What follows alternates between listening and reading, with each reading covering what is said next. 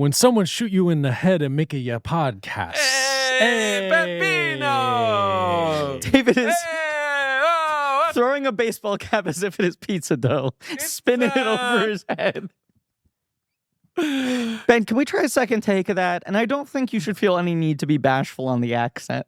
Okay, so you're saying You're Kevin really Kline. It's just Kevin Kline 1990. it? Yeah. Someone asked you to play an Italian American. Go full Luigi on it. When someone to shoot you in the head and make it your podcast. One of the many things I find fascinating about this movie is I would say Kevin Kline, amongst all living actors, is at the absolute top tier in diction, right? Mhm. When I think about Kevin Kline, I'm like, that guy speaks clearly.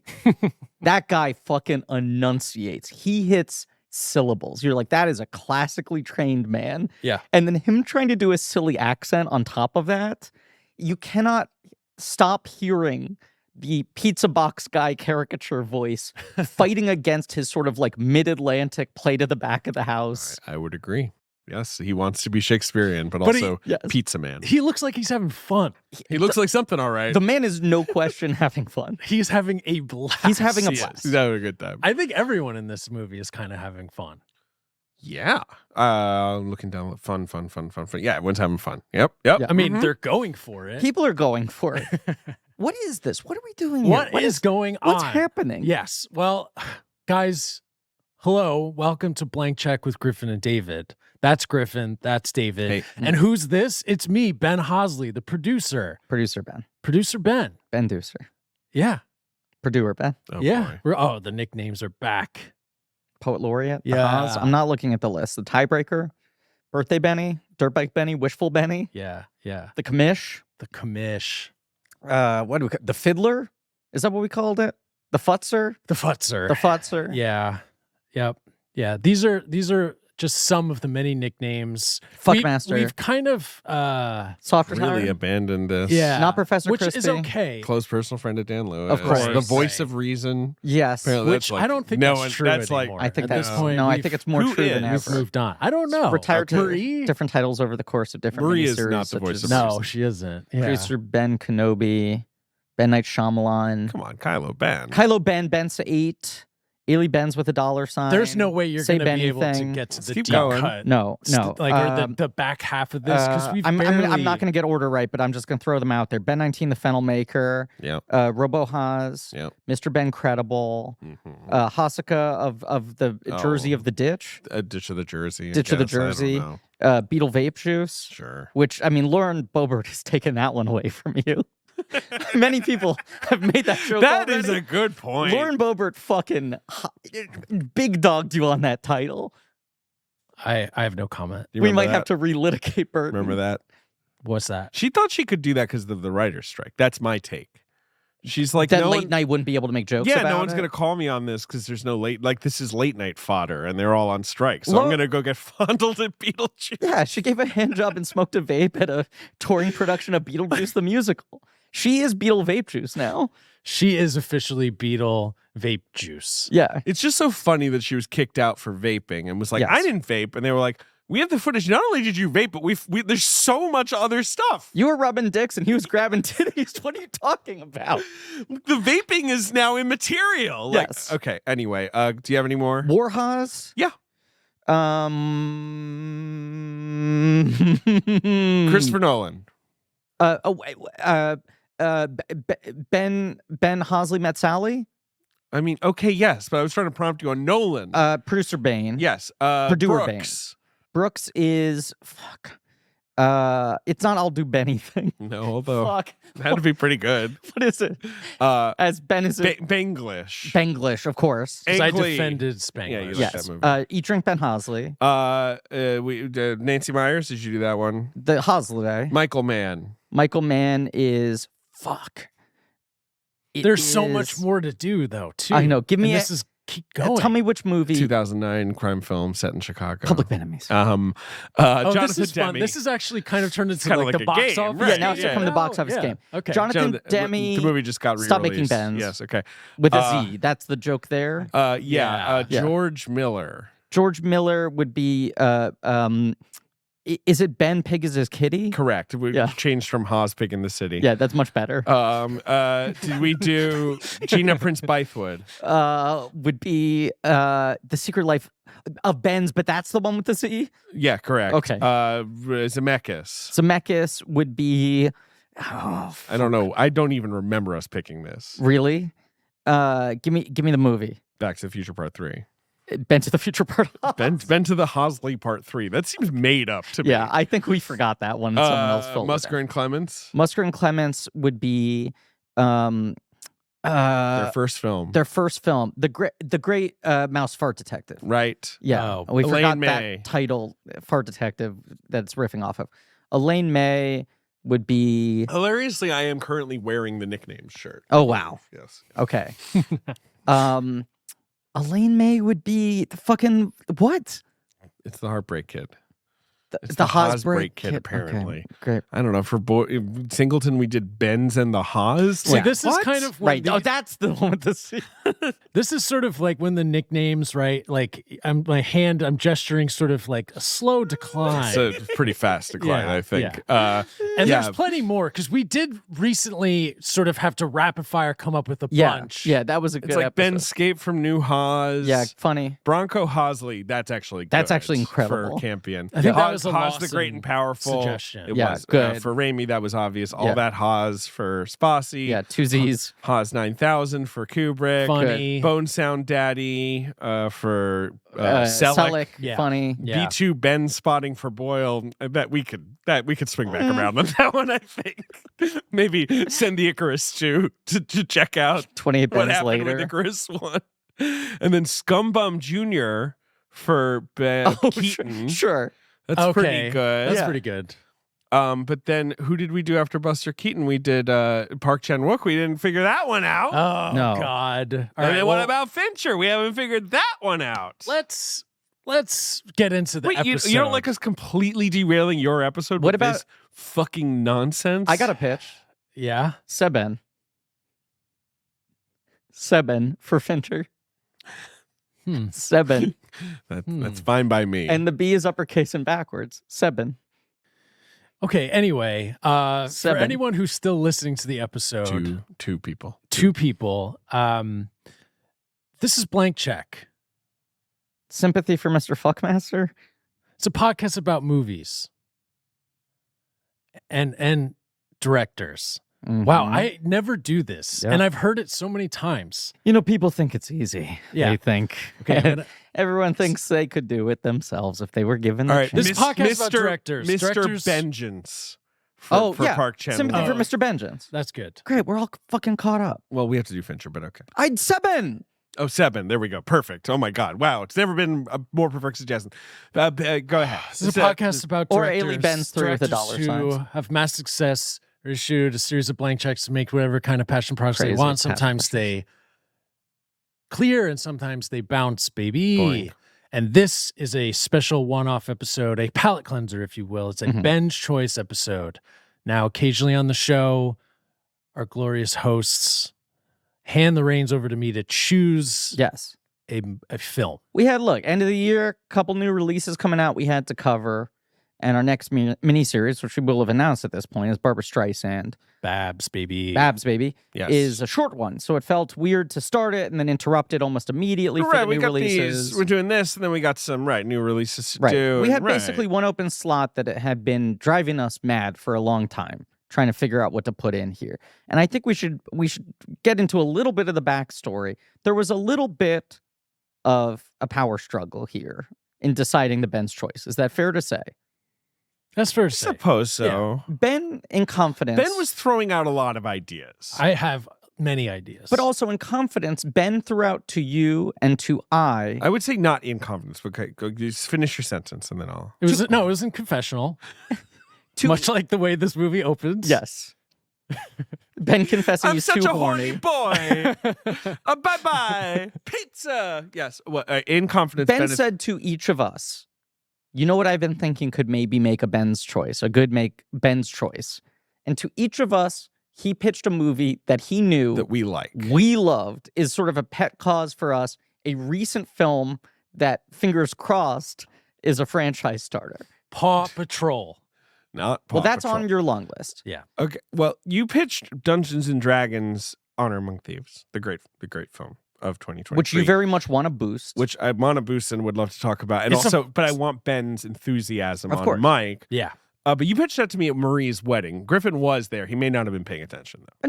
No, I remember him pitching it to me. But then, like a month later, Ben says to me, "You know what? I also think could make a good Ben's choice. Mrs. Harris Goes to Paris." That's true. And I'm like, I want to fucking give that movie full blank check shine. Because these are both films that I now own I like these movies. and watch, not regularly, because I'm not like someone who I've revisited both Sure. of them a couple of times. Both of these movies need sequels they do. and could use our support. Well, Dungeons and Dragons has got to get a sequel, right? It's in the tweener state my guess would financially. be no. It's right on the cusp. Although these Hollywood crazier things have happened, Yeah. I suppose, and Because it's fun, and Yeah. I like it's an that. I incredible like that movie. movie a lot. Yeah, and Mrs. Harris went to Paris. and that is true. She could go several other places if given the chance. Yes. sure. So there's this kind of tug of war Suburbs going of on Paris, other parts of France. of both of us trying to like sway you towards one or the other. And then David one day comes in and says, "You know what? I've been thinking about it. We've been getting this all wrong. We've been putting our thumbs on the scale. This is not the spirit of the Ben's choice. The spirit of the Ben's choice is him pulling out something we would never think I of." was like, Ben chooses. Yes. Ben's choice. Because you were kind of doing the like, what do you guys think? Like this, that, like what should we do? You know, you thrown into the group and I said, that's not the spirit of this. That's not the spirit. You choose. And you sit, so I said this to you. I said, like, Ben's choice, sit down. And you were like, all right, well, let me think. And this is often the state of the Ben's choice is he pitches a couple movies that feel like safe picks. I like the Simpsons movie. Yeah.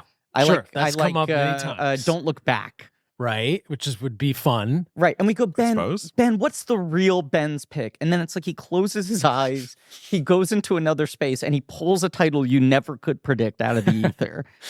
And that title happened to be. Well, you gave us three options. No, but he didn't really. No. Because No. this was We the knew first thing he immediately. said, and we were like, what? He gave us this one and two buffer options. He said, like, I would also do My Cousin Vinny. And then what was the third one? I can't even remember. It doesn't matter. It was Yeah. all I was hearing at that point was like, meh, meh, meh, meh. It didn't matter.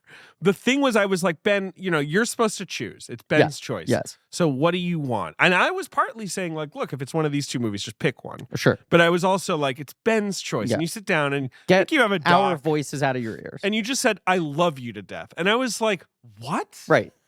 And Griffin was like, what? But I also was like, of course.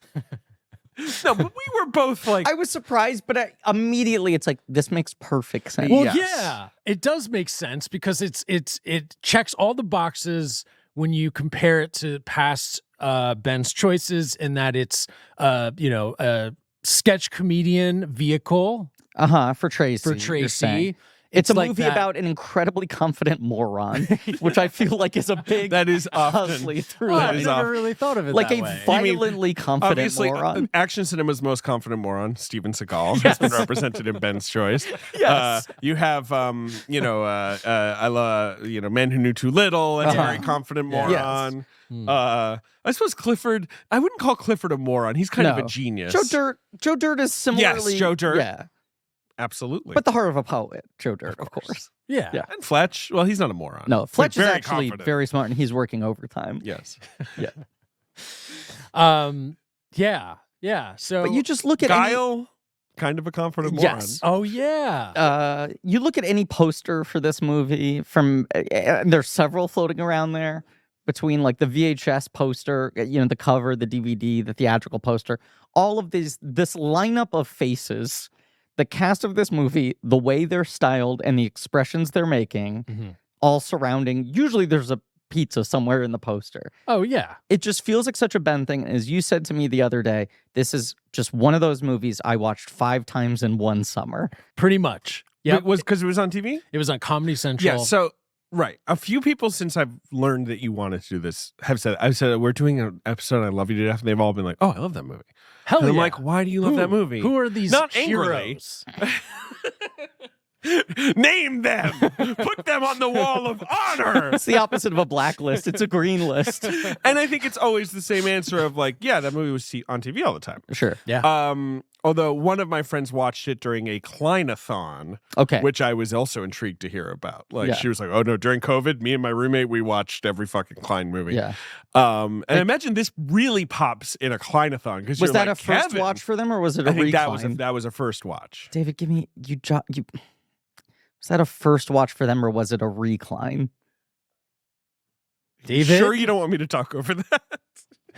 David, was that a first watch for them, or was it a recline? Shall we recline? And then they're both in Barca loungers. Yes. Going all the way They back. don't even look at the movie. Yeah. Oh, I love you to death. My joke to you at the moment you picked this movie was I just imagined the 90s basic cable meeting Yes. where they're like, all right, who wants it? Jurassic Park bids like crazy, right? And then like it's hour 8 and they're like, I love you to death. And Comedy Central's like, I'll give you $10. And they're like, yep, that's fine. All right. Like the pile of VHSs is down to the last few, right? Yes. I mean, look, a lot of the movies you pick for Ben's choices are films that you saw many, many times on TV rotation. You talk about the Porch Classics and the VHSs, but a lot of these are being programmed on cable. I mean, I did see this on a porch Okay. in Florida. Wow. This is a twist we didn't know was Meridian coming. porch. This is a grandma porch. Did It's a she? grandma porch. But she didn't own it. It was on TV. Right? It was on TV. Rocking she's- chair? Did you like go? Did you go stationary? to see your grandma? Adirondack chair. Wow. Oh, I love an Adirondack chair. Yeah. That's a recline. right That's a there. recline. Oh, those things are at an angle. And imagine the physical comedy Kevin could do if you put him in one of those bad boys. I'm just. Did you get to your grandma's house and she was like, "Do you want to watch a movie?" And you're like, "Why is there TV inside?" And she was like, "Oh, right." And like, lugged it out to the porch. No, my grandma, they lived in a trailer park. Oh, And so they had to, And they had this Little, yeah. screened-in porch where they did most of their watching. I mean, Florida though, it's hot. Hot. Yeah. A hot I don't TV. know. Hot to the touch. Yeah, exactly. And right, that TV, the 90s TV, that thing's going. It's warm. Black remote control must have burned your fingies if you tried Well, to change there's channels. a ceiling fan, and they eventually got it closed in. They got it Yeah, air yeah, conditioned. Okay. Remember how like the old TVs, but though you put your hand near The them and it would static, start the to zap. fuzz. Yeah, Yeah. like the static Oh, noise. I love that. So And it'll good. make your hair kind of stand up. Yeah. It's good Give you a shit. Kramer. Yo, one time, or this was actually a thing I did many times, is Hmm. if you found a TV on the side of the road, we would pick it up, drive it to the dump. I Okay. didn't litter, but it Sure. was really cool to throw them Oh yeah, just to and smash 'em. watch them explode. Oh, sure. Yeah, my friend, I remember this very clearly. Got a new toilet once, right, Mm-hmm. in his house, Uh-huh. and had to get rid of the old toilet. Yeah. And the plumber was like, "Yeah, just you got to smash it and then throw it away." Cool. And he was like, "How do I smash it?" And the plumber's like, "Easy, I'll tell you. What you're gonna do is you're gonna lift it up, and then you're gonna throw it down." And he was like, "Wait, are you serious?" And the plumber's like, "Yeah, that's what you got to do." And he was like, "It was the most satisfying smashing of my life." Smash the toilet to I bits. sounds didn't. really I, cool. I didn't realize that it was that easy to smash a toilet. Well, they're made of porcelain. Yeah. And I think it was an old toilet. Right. It was probably like but if you sat hard enough, could you smash with your ass? well, all right. I mean, this is a tangent. Ben, do you want to talk about the movie at all? Tweet at the show. Twitter's This- 'cause barely this is usable like at this 2 point. hours just on that if we really want to dig into that. Oh man, I just got a cursed email. From? Good people at Universal. Okay. Trolls band together critic screenings. Ooh. Some people have messaged us that there's a new pop-up experience for Trolls Band Together. Oh, you guys got to go.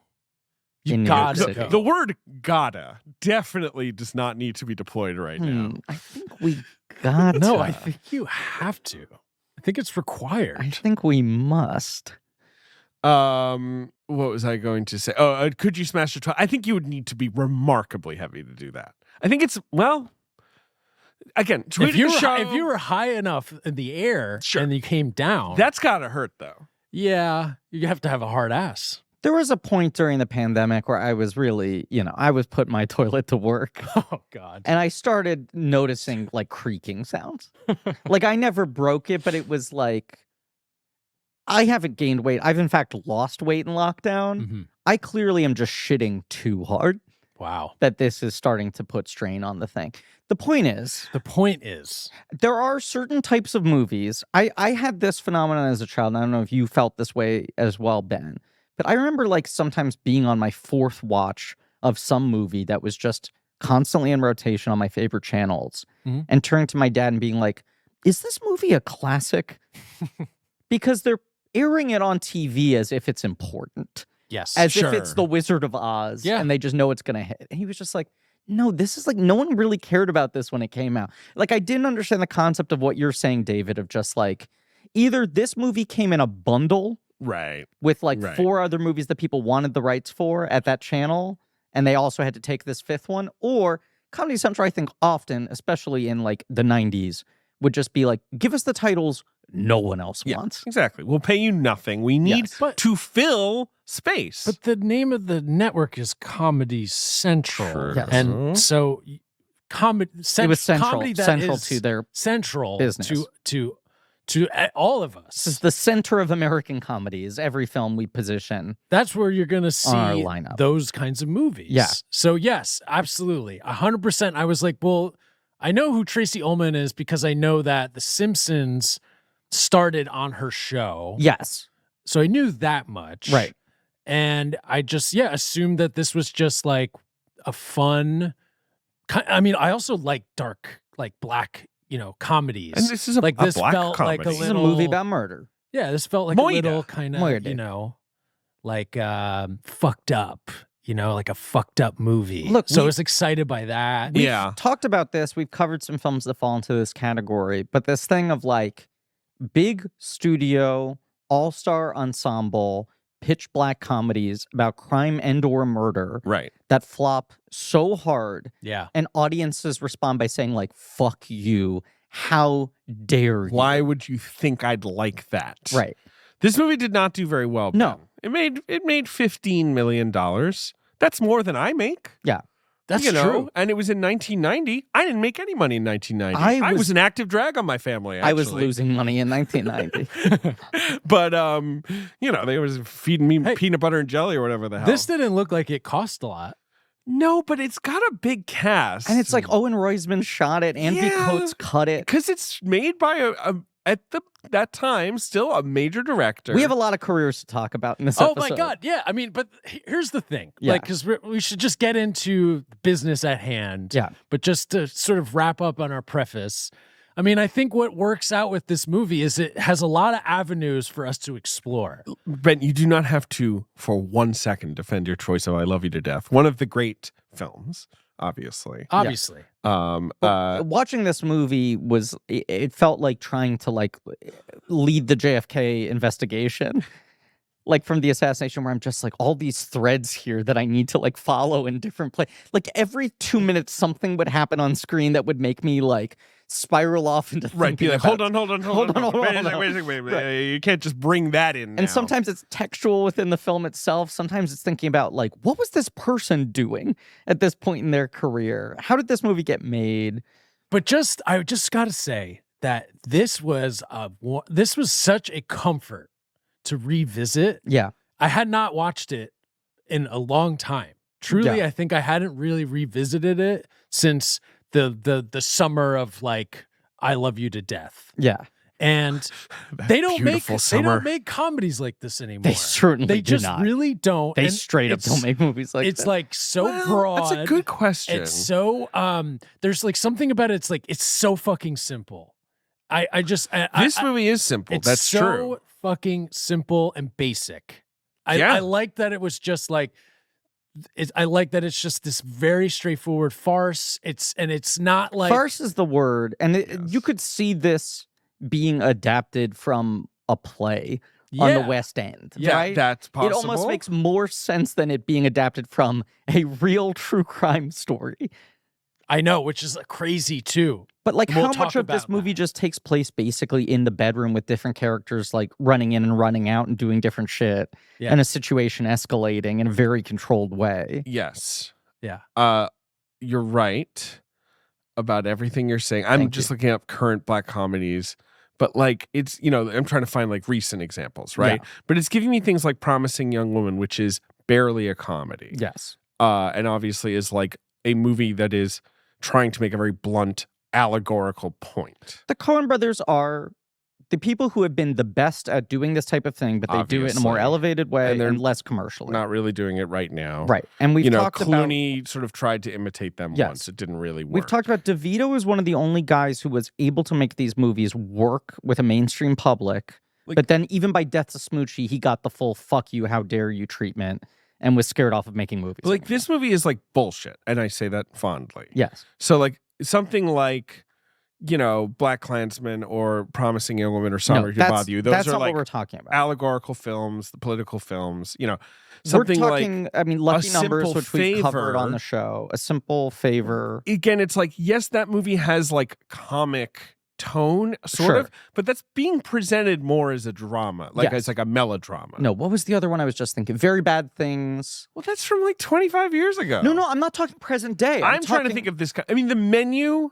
That's what I was thinking. The menu's even closer, but it's that so has much like more, a prestige yes. sheen to Yes. it. I mean, Triangle of Sadness. But you know what? I guess this kind of does too in its cast and like you say, like the crew.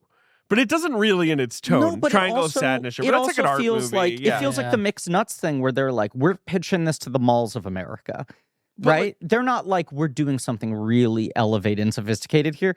This feels like everyone involved being like, I just want to have fun, and Yeah. then they're building that vehicle for fun around like incredibly dark shit, Yeah. Like, and then being surprised that people don't go for it other than Ben rediscovering it. this is not a perfect comparison, but Cocaine Bear.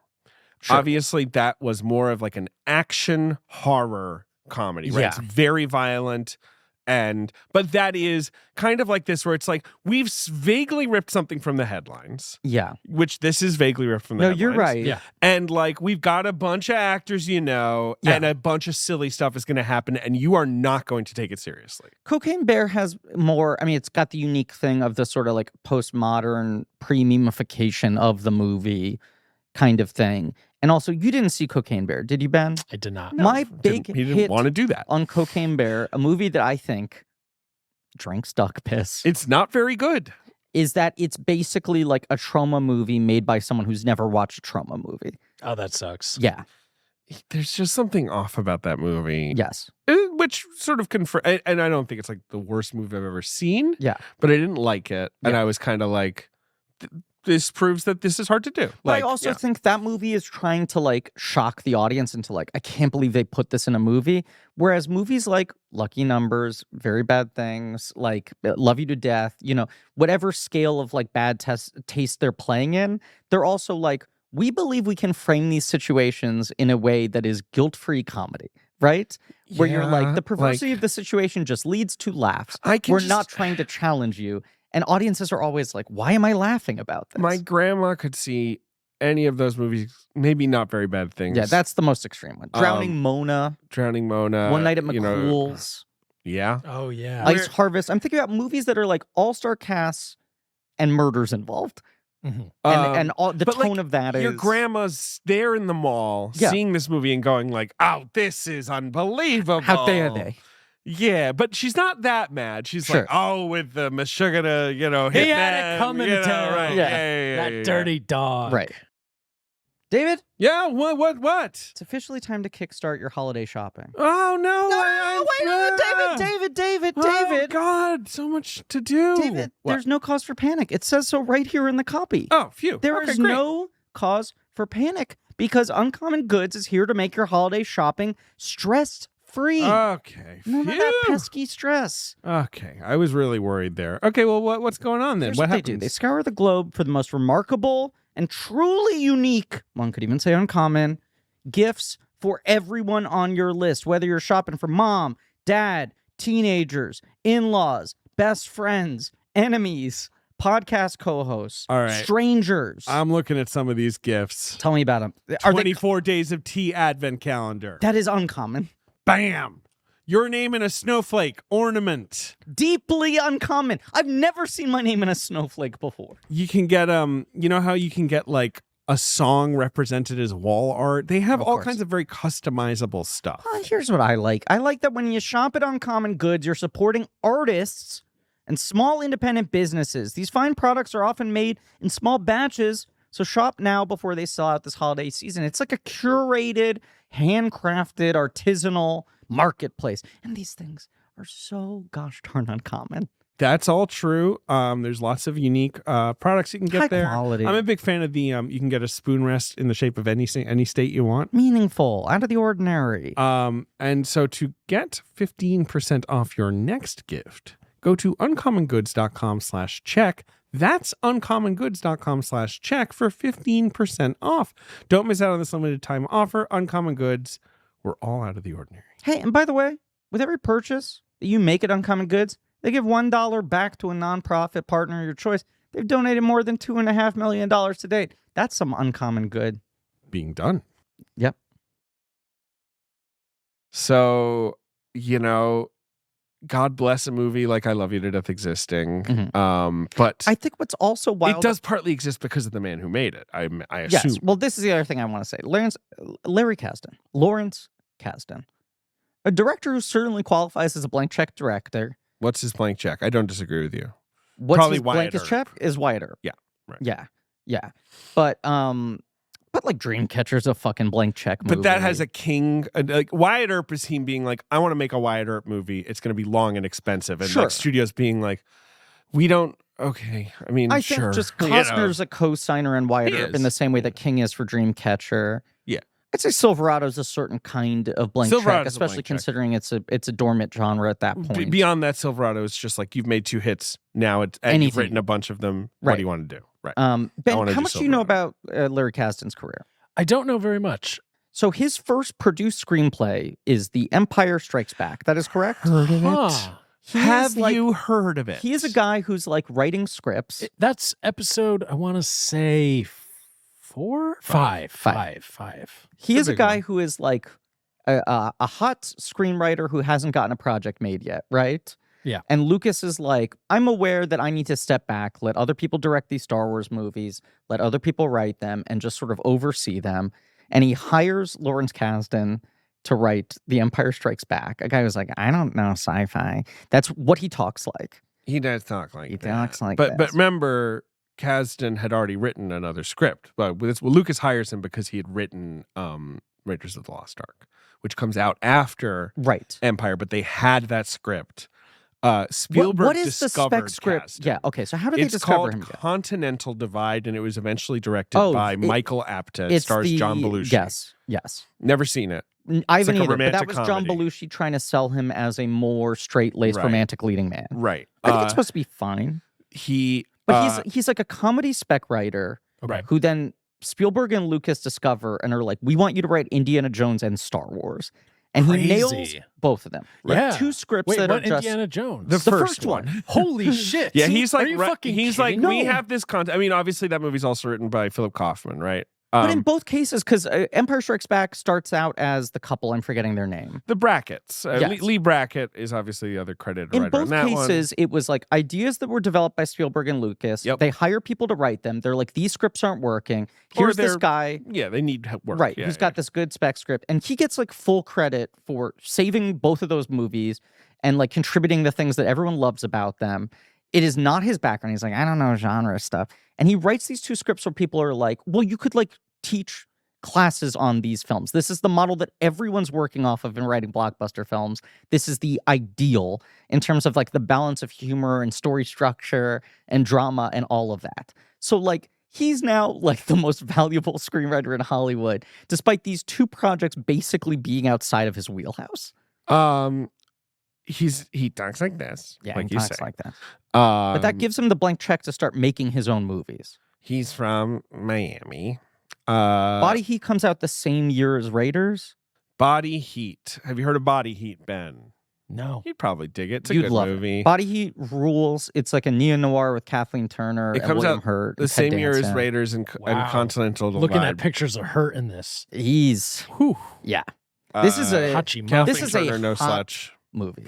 It is a hot movie. But even this is a pivot of like the Raiders Empire guy. Beyond that, it's him being like, hey, I want to do like a steamy neo-noir that's essentially, I mean, it's a remake of Double Indemnity, like, you know, an old-fashioned noir. But they fuck in this They movie. really like fuck. rather than it being The sex is textual. right, like all under the surface. And that's like not particularly cool genre. No. But he makes it cool. That movie's a huge hit.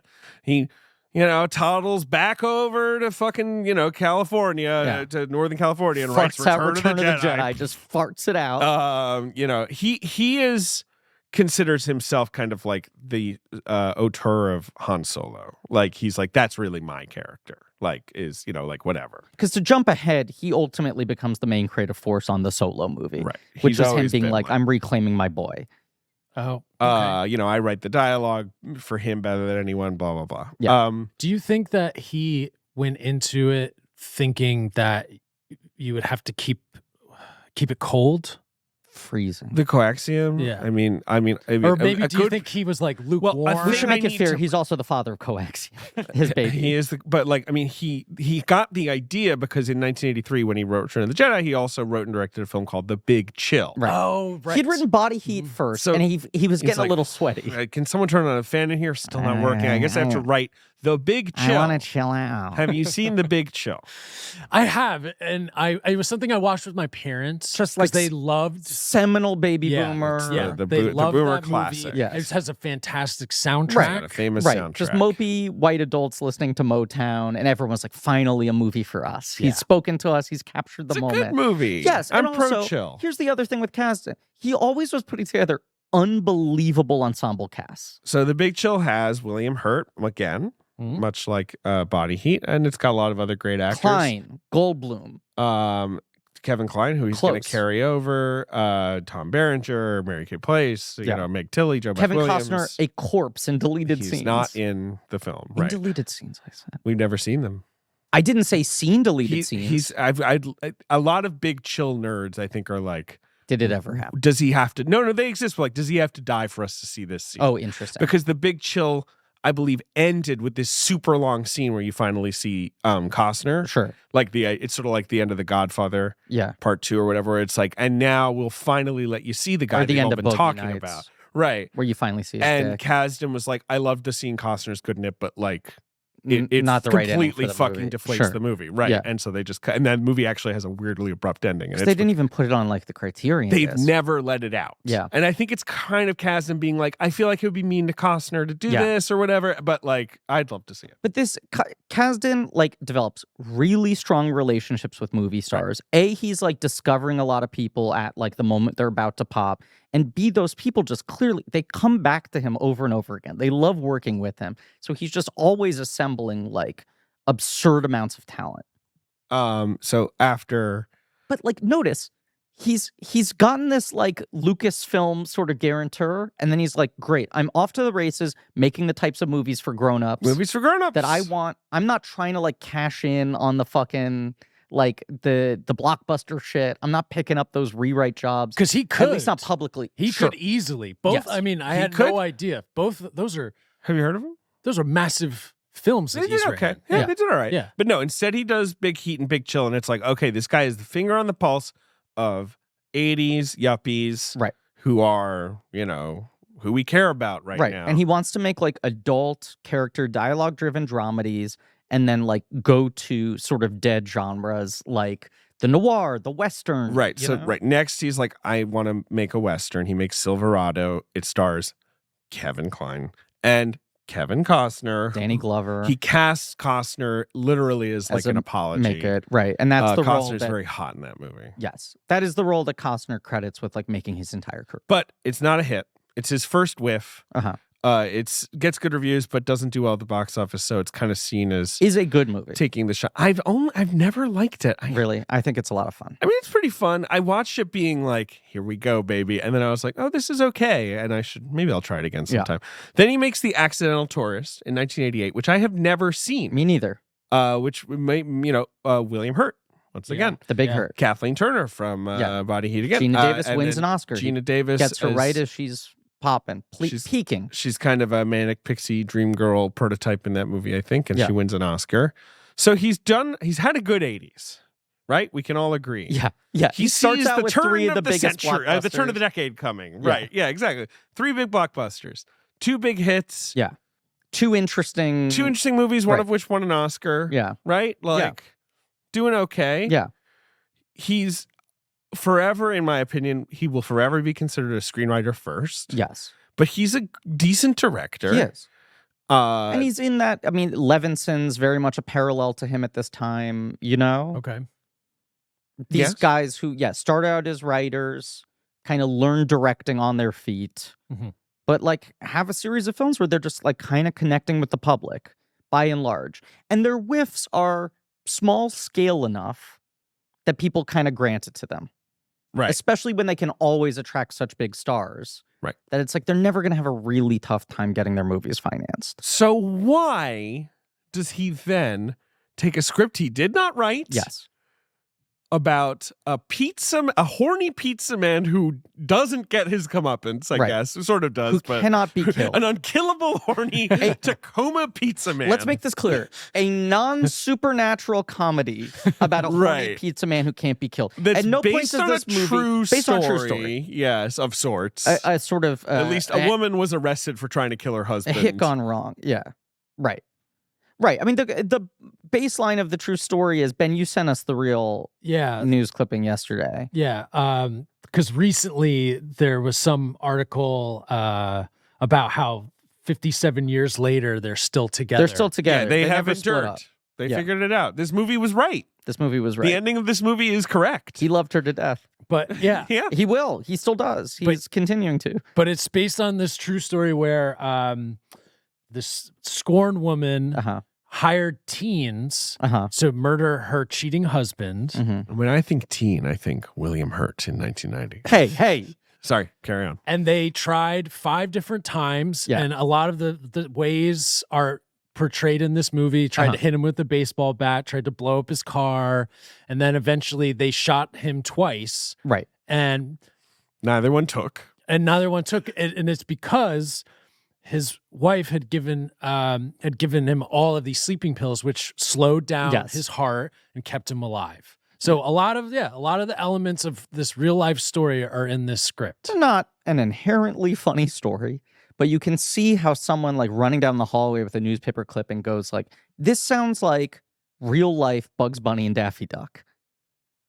Or like Wile E. Coyote and Roadrunner. They keep on like doing these things to him and he's surviving all of them. Yeah. 100%. And just, just picture someone in the room being like, and the craziest part of all, it's a real story. Right. And then like passing around the newspaper and like, And he lived so it's not dark. They ended up together. You have this sort of like uplift. It's a love story with a weird twist, whatever. But yes. I get that. But it's just odd that he directed it. Correct. And him directing it, I think, means he gets a big cast. Like, because it's Larry Kasdan. Everyone he wants. Like, he gets top picks of Hollywood. I'm noticing someone he didn't get. Oh? An Italian-American actor. That is true. There is. David, what? Scanning up and down. Scanning.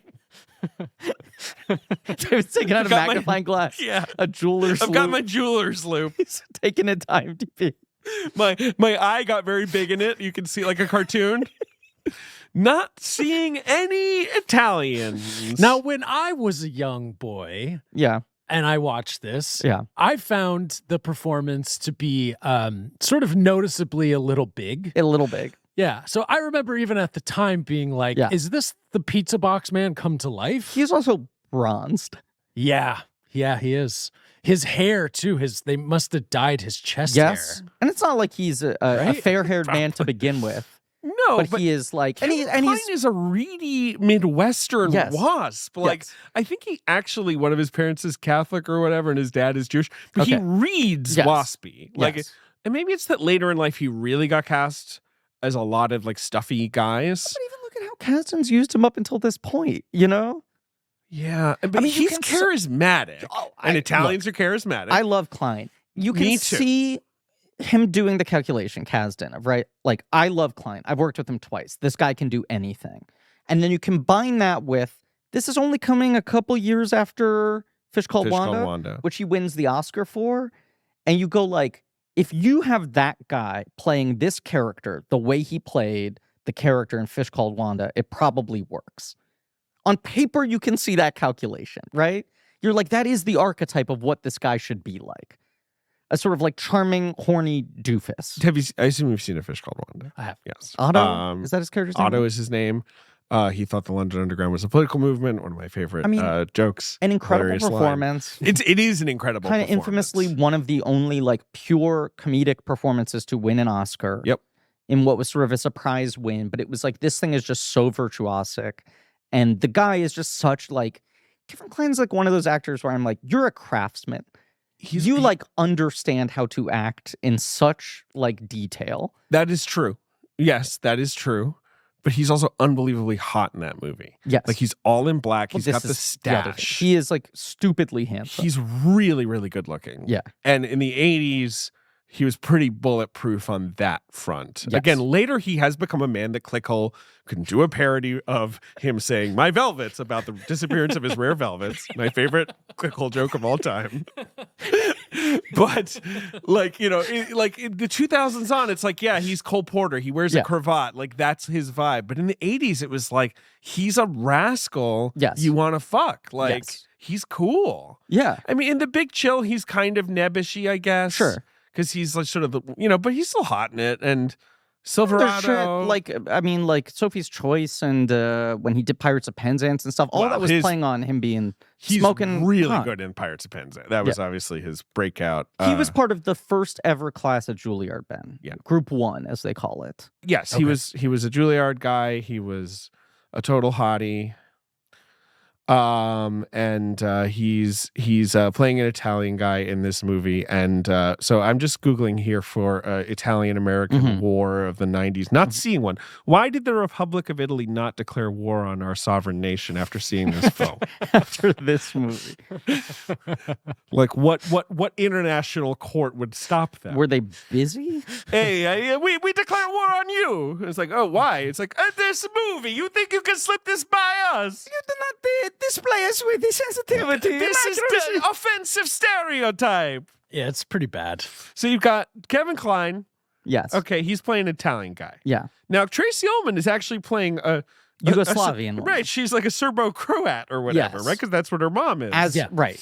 So you have two As British is Joan actresses. Plowright. Of course, neither of them are that. But there's just, I think Ullman has some Slavic. She might. Yeah, Joan Plowright probably. I just want to get this out of the way, and I'm going to get the order wrong, but just the faces on the poster and the names above the title for this movie are Kevin Kline, Tracy Ullman, Joan Plowright, River Phoenix, William Hurt, Keanu Reeves. That feels like a Mad Libs cast in a way that is astonishing and is such a fascinating time capsule of where all of those people's different careers are at that time. Not just that, it's like River and Keanu are going to do My Own Private Idaho together the next year. William Hurt, why the hell is he in this? Well, it's a Larry Kasdan movie. Right. Larry Kasdan made this movie? Yeah, Larry Kasdan made this movie. Tracy Ullman, Polish descent. Sure. Okay. Joan Plowright, of course, also had another name at that point. You guys know what it was? What? The Lady Olivier, because of course she is Laurence Olivier's wife. What? And you think she was like going home, and Laurence is like, "How are you doing, my dear?" And she's like, "Yeah, well, another day on the fucking, Let's Kill the Pizza Man movie." You want to read these sides?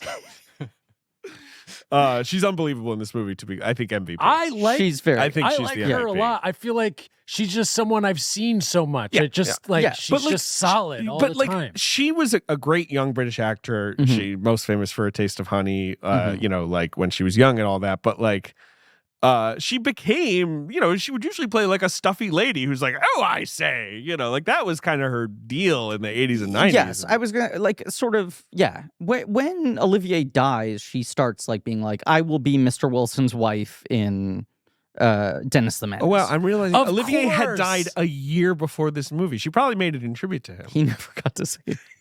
That's the real tragedy. The real tragedy here is Olivier never got to He's attend like the premiere. sitting in his armchair. He's like, okay, Larry, let me throw on Comedy Central for you. Which number is it again? Because she does Enchanted April the year after this, which she gets an Oscar nomination which for? she's probably like was seen as, I think, maybe the front runner, and loses, of course, to Marissa Tomei. Marissa Tomei from My Cousin Vinny. But she's great in this movie. Yeah.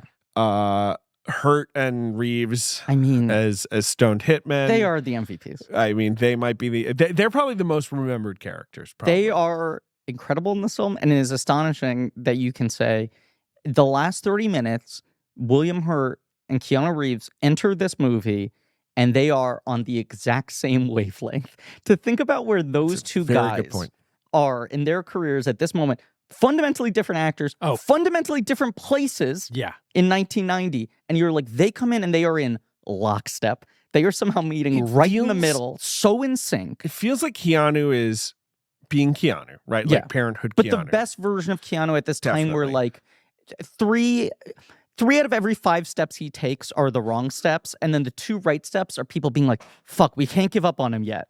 When he's good, he gets it. It feels like William Hurt just turned a dial in his brain and synced up with him or whatever. Yes. Like that it magically just, They're just like in the drift together. They're like piloting a Jaeger together.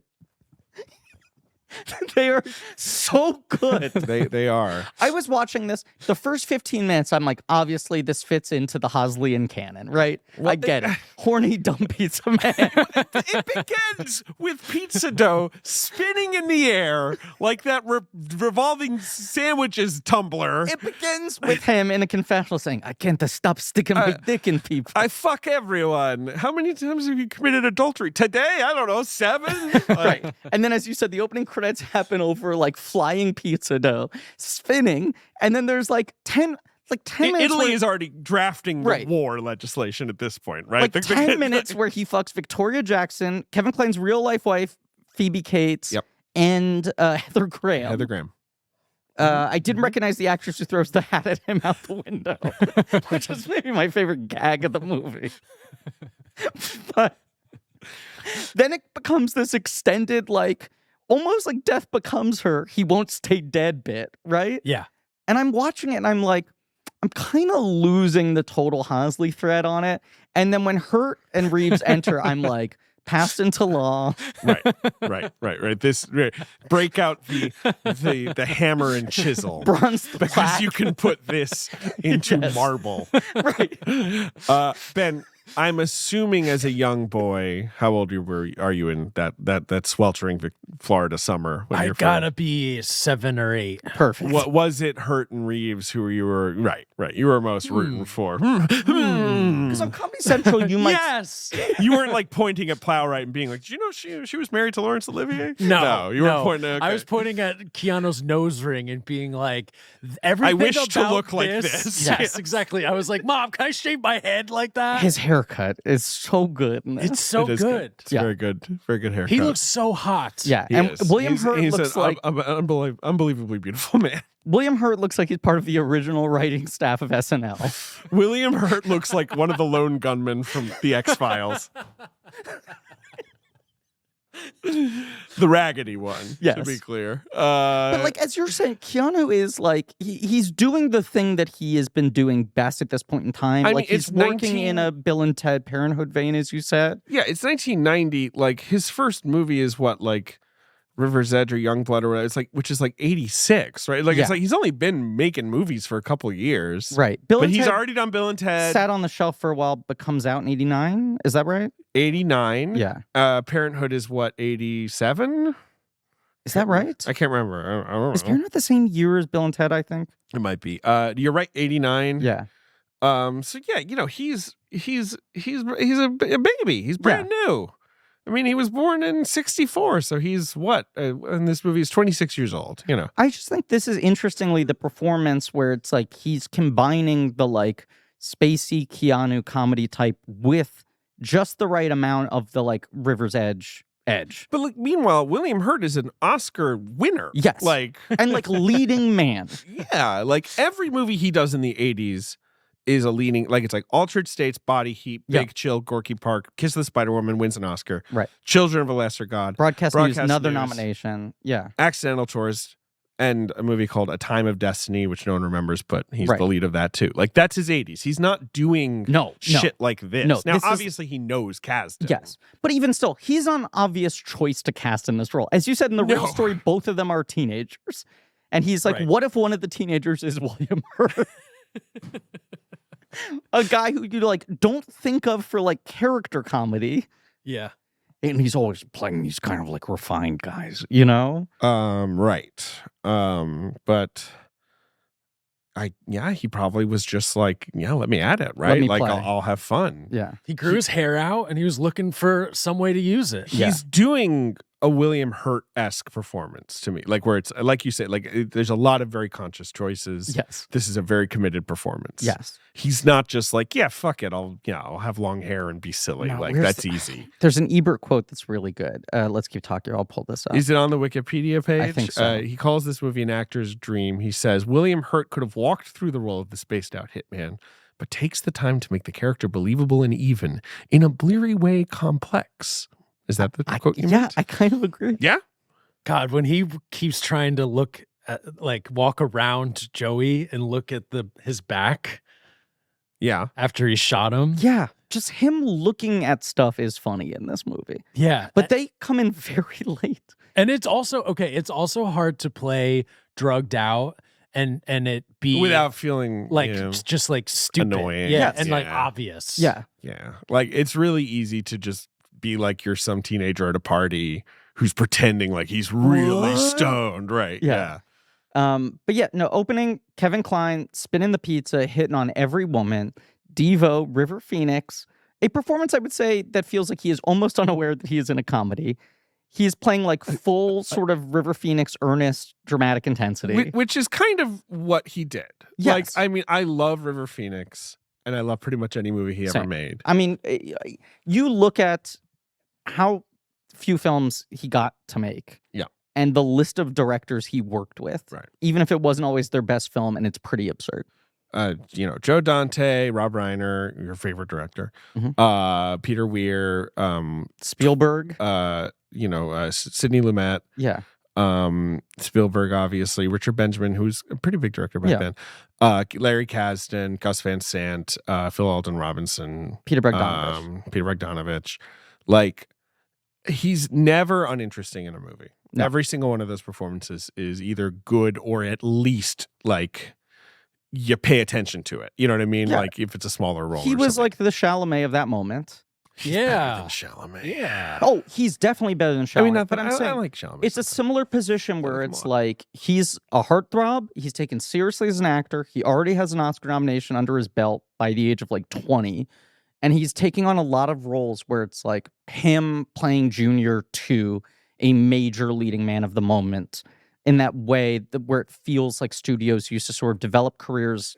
It's a thing they talk about in sort of the inverse of it in Once Upon a Time in Hollywood of like, we're going to pair you up with a Redford, a Ford, a Poitier to sort of like establish you Color of Money style as like, there's a baton being passed here. You're the next generation. You will graduate to being one of these guys. Right. This is the oddest use of him in any movie that he made. You don't need him. No. Like, you've already got the stoned hitman, right? Yes. But he's good. But he's good. He's such a chiller in it. Yeah. And I like... And he's kind of a sweetie pie. He's a sweetie pie, and he's also... It's like the way he's playing it, I think it lends itself to making it more believable that he is like really into Tracy Ullman's character. He like adores Tracy Ullman. He works at the pizza parlor. He observes all the sort of wandering eye shit that Kline is doing, which Ullman frames as like He likes to look at women. Women like to look at him. My Joey would never do anything. Right. It's She's so price of doing sweet. business. He's such a good pizza man. Yeah. Right. Everybody loves coming here. He's a great dad. Tacoma. Right. Again, this is set in Tacoma. Yeah. He loves delivering the pizzas himself and also doing pro bono handyman work. Well, he owns the building, so he's the landlord. Right. But he does it for other people's buildings because she's always like, you never fix anything in our building. My mom has to fix everything.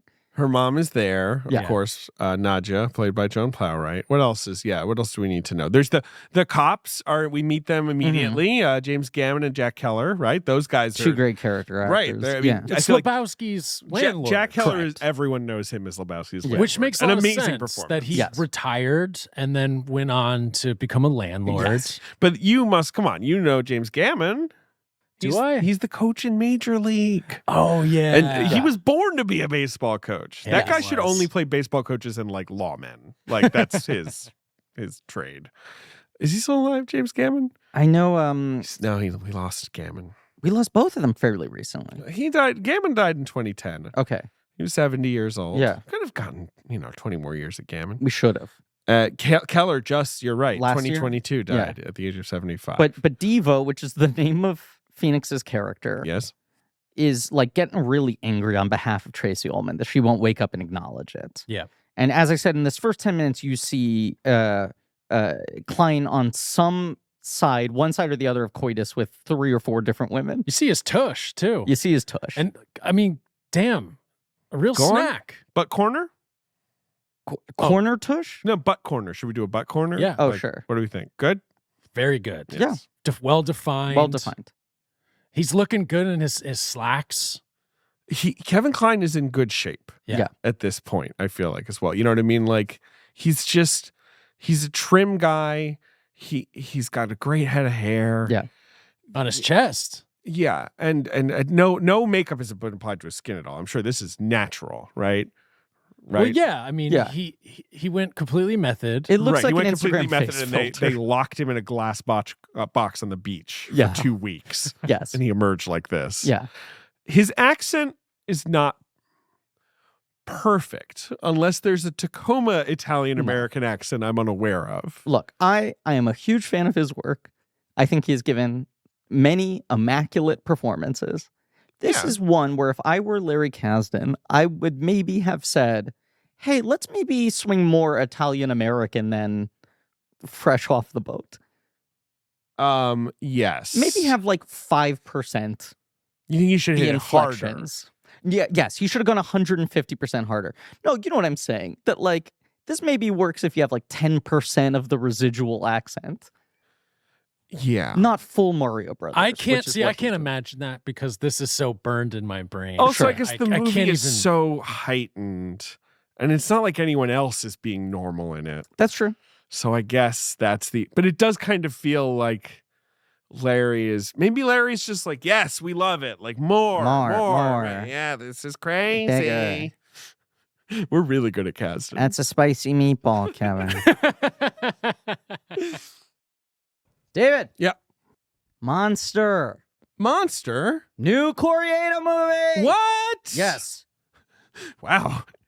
You really came out strong there. Look, it's exciting to us whenever we get a movie sponsoring the podcast. This is a movie podcast. This is a movie podcast. It's nice when we're able to promote movies, and it's even more exciting when it's a movie by a filmmaker who you and I are both big fans of. I am a huge fan of Hirokazu Koreeda, Yes. the Japanese filmmaker who has been working a fair clip recently. Yeah. I would say. I He's mean, he working always on it. has. He makes a movie every couple of years. Yeah. But he's made movies the last 4 years in a row. No. Broker was last. Yeah, Broker's Lies, but the truth was like 2019. Okay, well, then I don't know what 2020. I'm talking about. But, nonetheless, he works a lot. Yes. He won the Palme d'Or for Shoplifters, Of which course. is a true masterpiece. Yes. Obviously, he made Afterlife, which is one of the last films to get 4 stars in the Halliwell Film Guide. Just a little fact I know. Nobody knows. Nobody Knows, Still Walking, Like Father, Like Son, a lot of incredible movies. Great movies. And he's got a new one. He's a very master of character, wonderful storyteller.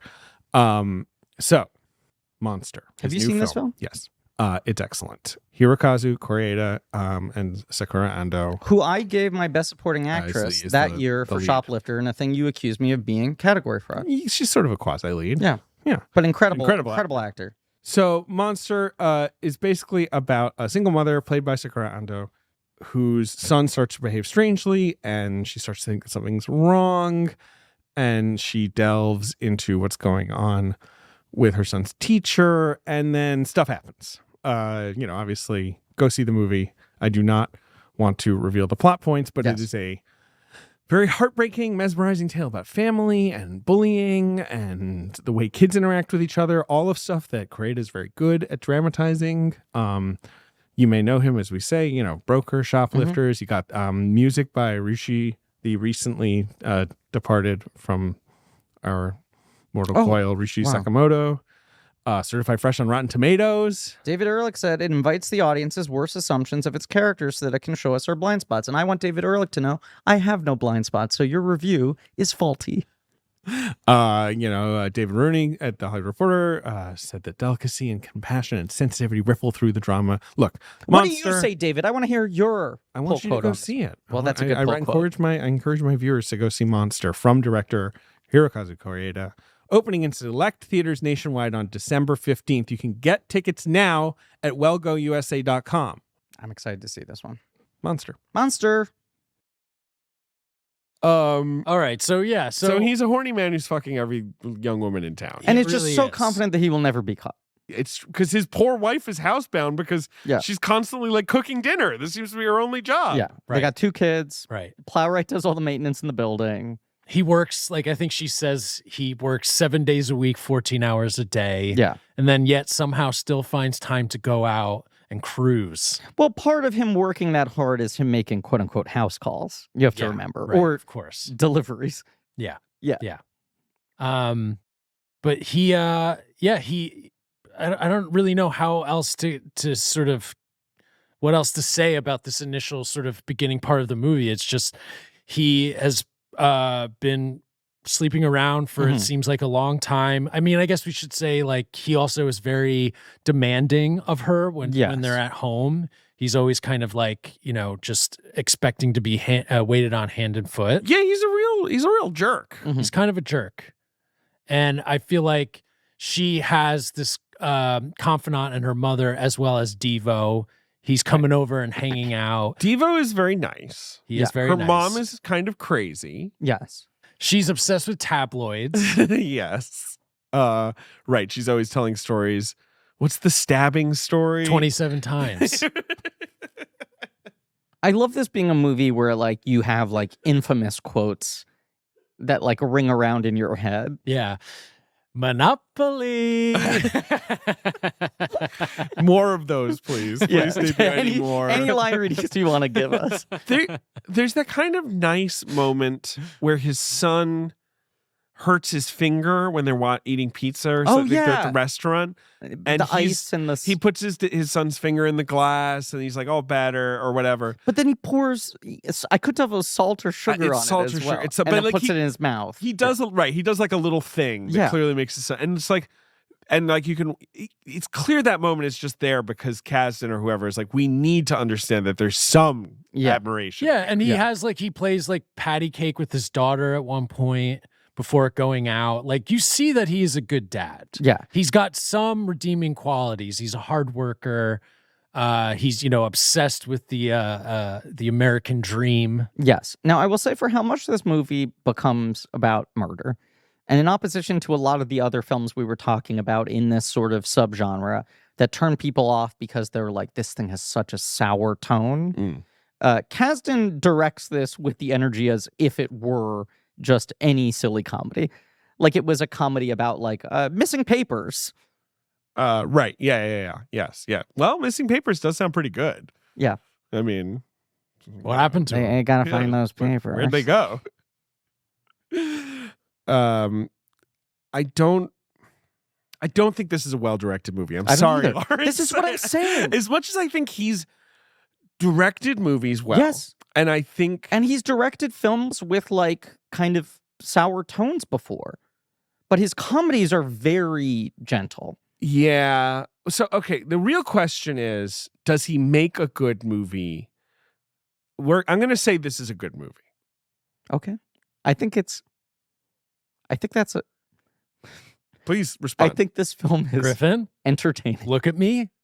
I think this I movie think it is is an entertaining sort of silly movie. and Capital star-laden enough Capital E. to kind of be like, all right, yeah, all right. You know, like, It's absolutely an all right get in here. yeah, exactly. Like, it's like the club's pretty full, and like Kline shows up with his brown face and his 10 pizza boxes, and I'm like, There's room in the okay, back. all No, right, this all is right. the kind of movie where someone goes, "Do you want some spaghetti?" And you go, "Yeah, I'll have some Yeah, spaghetti. sure, why not? I'll have another bowl." Yeah, yeah. this is the second bowl of pasta. Second movie. bowl of pasta movie.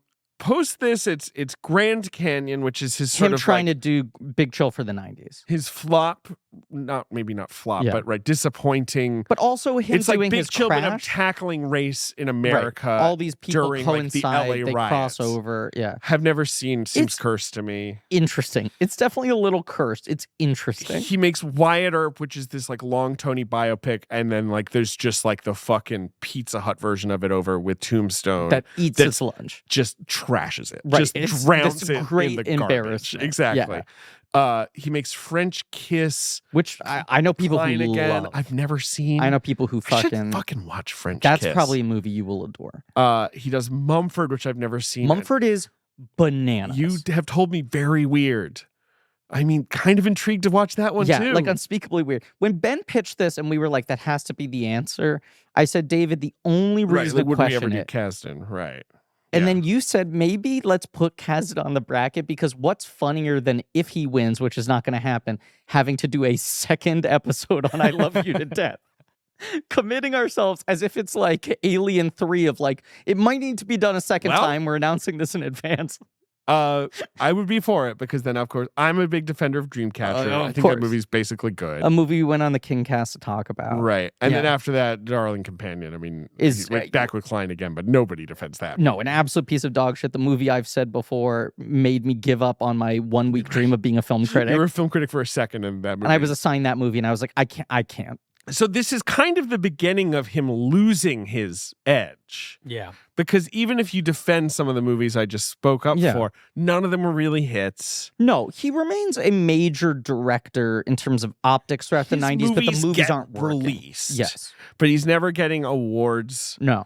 He he wrote The Bodyguard. Yeah. With, no, I think he's the solo writer of that. Yeah. So that's obviously a gigantic paycheck. Obviously he wrote Star Wars Episode 7. He wrote Right. Force When Awakens, J.J. he wrote Abrams comes Solo. on to Star Wars, his first demand is you have to bring Kasdan back. I'll do it if I can write with Kasdan. And Kasdan had already been hired to do the Solo movie at that point. So he takes a break from Solo to write Force Awakens. And then by all accounts, I don't think I'm talking out of school here. He is the primary reason Lord and Miller get fired from Solo because he was like, they're not shooting my script. They're doing all this improv. We have to like reset it and they have to stick to the script. Which you have yes. seen how that movie turned out. Good. I mean, it's cold. That's one thing we can agree on. Freezing cold. Yeah. The biggest chill possible. Exactly. So it's like, was Larry Kasdan ever banished from Hollywood? No. Was he I'd say basically banished from directing at a certain point? Yes. Dreamcatcher in particular is That's the the moment end of where that. they're like, you have to sit in the bench for a while. You're not in movie jail, but you're on the He bench. went to movie probation at the very least. He spent a night in the movie drunk tank. at More least. than a night. And but yeah, he's not gone. And obviously his kids work in the business. Yeah. He has multiple successful kids, John and Jake.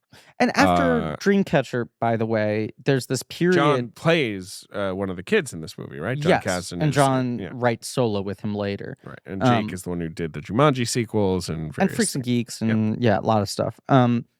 There is a period post Dreamcatcher where he's kind of like kicked out of the directing club, where he starts taking like high profile blockbuster screenwriting jobs again.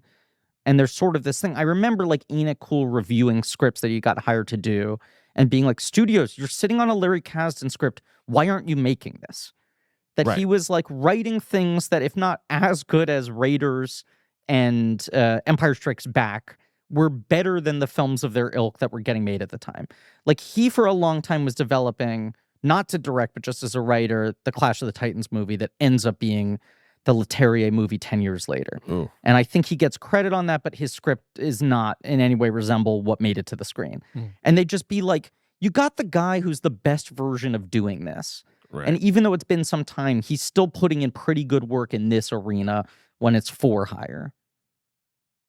Anyway, he made a movie called I Love You to Death that's about the world's horniest pizza man. Yes. And so could we, before we get back to the plot, I feel like we should do Tracy some justice. Okay. So Tracy's in this movie. Tracy Ullman. This is her first feature film, right? That's a great question. I think it is. She's got such a strange filmography. She's got a strange career. It's kind of incredible. This is her first film. Yeah. Because we've talked about, obviously, she's No, it's not. I'm sorry. Oh? She's done a few things. I was looking at the wrong thing. She's in Jumpin' Jack Flash. Okay. The Whoopi Goldberg movie, Yeah. but not in a big role, I don't think. So maybe this is her first It's like an star. credit. Yeah. She's in that movie Plenty, the adaptation of the play with Meryl Streep, kind of a forgotten movie.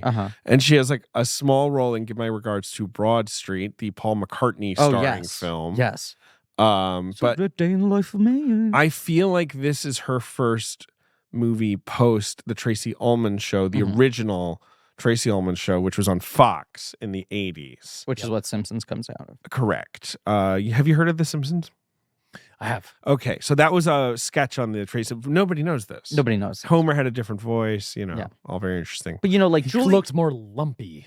Everyone looked pretty lumpy in that one. Yeah. Julie Kavner and Dan Castellaneta were part of the ensemble cast of the Tracy Ullman Show, right? Yeah. And there was sort of this like, do any of you want to do voices for the Simpsons thing? And a couple of them were like, no. And those two were like, yeah. And Tracy, by all accounts, hated the Simpsons. Yeah. Like, did not like them. There was one other cartoon segment that alternated with the Simpsons for the first season that was the one she liked that did not connect. And when the Simpsons was popping, she was like, "This fucking Simpsons." And then, but how did the Simpsons end up? Was it how did that get involved? Do you want the in her quickest show? version of this? Groening had Life is Hell. Yeah. He was like a bit of a name, I guess. Yeah. Tracy, Tracy explodes slowly over the course of the 80s in England, right? Yeah. From like pop star to like sketch comedian actor. That's some of her songs fucking are great. And I had never known about her music stuff. I recommend she was sort of listeners check doing it like out. in the 80s sort of retro style girl group 50s 60s type stuff. Yeah. And then she's like part of a couple sketch shows, and then she's finally getting her own stuff and her own specials. And that's when she sort of catches the attention of Hollywood, and they're like, we got to bring this person over. And they develop a sitcom for her that like isn't working. Her producers or rather her husband's her producing partner. And she's like, I'm caught in this bad like NBC sitcom where I'm like the wacky girl next door. And they reach out to James L. Brooks, who's obviously like the best producer if you're, in her position to go after. And he's like, it makes no sense to put you on a sitcom. It should be a variety show because you can sing, you can play 20 characters, this and that. I'm going to put people around you who are good. I'm going to this and that. And then was like, there should be cartoons. And he loved Life is Hell, which is the Matt Groening strip, and asked Matt Groening to do Life is Hell as a cartoon. And he was like, I don't want to give up the rights to my strip. Right. I don't want to sell those. So he supposedly drew The Simpsons in 5 minutes while like waiting for the meeting. Which are like a caricature of his family. And basically they Brooks just liked him enough that he was like, sure, we can make this funny. I mean, like but the pitch was just 5 family members. And also Fox basically would have put anything on. Yeah, they would have television. put just some man pooping. They were so happy to have Brooks on the show, and Right. Brooks was going to put on whatever he liked. And then he pitches them on movie. But like the Simpsons shorts are not riotously funny, I would venture. But you also... They have a weird energy to them that's kind of cool. Yes. Yeah. It's kind of cool that they turned into what they turned into. I agree with you, but also you read about when the show was airing and people were like, these shorts are fucking good. Right. Like there was an excitement around them the rest of the show was not maintaining. Right. There was a reason it spun off. Yeah. The show was like winning Emmys, but not getting huge ratings. Yeah. And She's always been an Hollywood Emmy was just fave. like, it was very much like, this woman is unbelievably talented and multifaceted. We have to keep on like trying her in different things. And she turned down a lot of shit and was like very much kind of like strategically in control of her career and with her husband as well, like sort of helping her. But yeah, when she was making movies, like, especially at this point, it's like big swings. I mean, we've talked about she has her small part in I'll Do Anything. She was cut out entirely of Death Becomes Her, which she was sort of supposed to be the fourth lead in. She's deleted from that movie entirely. Obviously, she's hysterically funny in Robin Hood Men in Tights as Yes, Latrine. she's incredible. Of course, the family changed their name. It used to be Shithouse. One of my favorite jokes in that movie. Good movie. It's a good movie. Should have won Best Picture. She's in that movie Household Saints, Peter Newman production. which I've never seen. It's a good movie. Bullets Over Broadway. She did a couple of Woody Allen movies. Small Time Crooks is the one she's really good in. She's really funny in that. Yeah. Predator. I've never seen. No. It's weird that neither of us have seen that. You know, I should see it. Yeah. But yeah, she was just and then like, it's kind of like she just stops. I feel like after the mid-90s, she's like, no. Yeah. And it's just like, after that's like Small Time Crooks. 4 years after that, she does A Dirty Shame with John Waters. It's more like, It's like, if I want to work with someone interesting, okay. Into the Woods. But apart from that, it's like what I do. Like, but this is the other thing. By like the early 90s, after Fox cancels her show, HBO is just like, we'll let you do whatever true blank check. True blank. They were like, do a special, do like 10 episodes every 2 years. Like, she's one of the first real beneficiaries of HBO just saying, like, we'll pay you more to do less and do it with more control. And she's just like, great, I'm just in the HBO business. Every couple of years, I do a special or another season or this or that. And then, like, after like 10 years of that, she jumped over to Showtime, did the same thing at Showtime for a couple of years, and then jumped back to HBO. But what a unique, like as a sketch comedian, what a unique arrangement to have. Yeah. Like, that's really rare for just a single person. She just had like complete autonomy. Yes. Tracy Takes On. Yeah. It's got weird too 7 Emmys to watch it now. Like Tracy Takes On. There are a lot of characters people would not be excited to see her play today. Absolutely. Is a way to put it. Absolutely. Yeah. But I just like the filmmaking of it, I guess I'll say. Yeah. It's like, it's weird to watch it now and be like, this is fucking front-facing character videos. Yes. Like, very much so. It's so weird that like, and I'm not trying to even be like, she was the first one to do she's it. incredibly pioneering. Beyond that, it's just like, that was just not done back then. Yeah. She's like, I'm going to do sketch comedy, but it's going to be single camera, no audience. Right. These like filmed sketches, like, that's not how those things worked back then. You know, it had in living color or like SNL or whatever, right? And her bigger thing too with the HBO stuff was like, I have 100 characters in my repertoire. I'm going to like shrink this down to 20 and have characters reoccur. Yeah. Not in like a recurring sketch way, but in a like ongoing narrative way. Like, this is sketch comedy, but I want to kind of have through lines of what these characters are going through. It's just interesting. Yeah. And it's just like, it's something that sketch comedy always kind of feels like it fluctuates, where it's like there's something new and inventive and then it sort of falls out of favor. But it was just like, it's really interesting to see this kind of like straight, just character-based comedy. Yes. Now, her movie career was weird because I think people couldn't figure out, like, can you have Tracy Ullman doing a character in a movie next to people who are playing it, quote unquote, real? Right. Because her characters were like well observed, detailed, nuanced enough that even if she's like underneath a bunch of rubber doing a big voice, like when you're watching her sketch comedy, you're like, she plays it very real for sketch comedy. Yeah. But then sometimes you put her in a movie next to people and you'd be like, one of these is a cartoon character now, suddenly. She does not have that problem in this movie. In this movie, she comes off pretty restrained. Yeah. Here's the thing about her in this movie. She's not funny, but she's like, really kind of barely. It's a good performance, but it's like she's mostly. It's a kind of emotional. It's mostly a dramatic shattered performance. Yes. Like, everyone else in this movie is so goofy. Joan Plowright is next to her, right? Like throwing bowling balls at the screen. And like, obviously, the movie is literally centered around her discovering her husband's like comical level of infidelity. Yeah. And being so broken up about it that she's like, I gotta kill him. Yeah.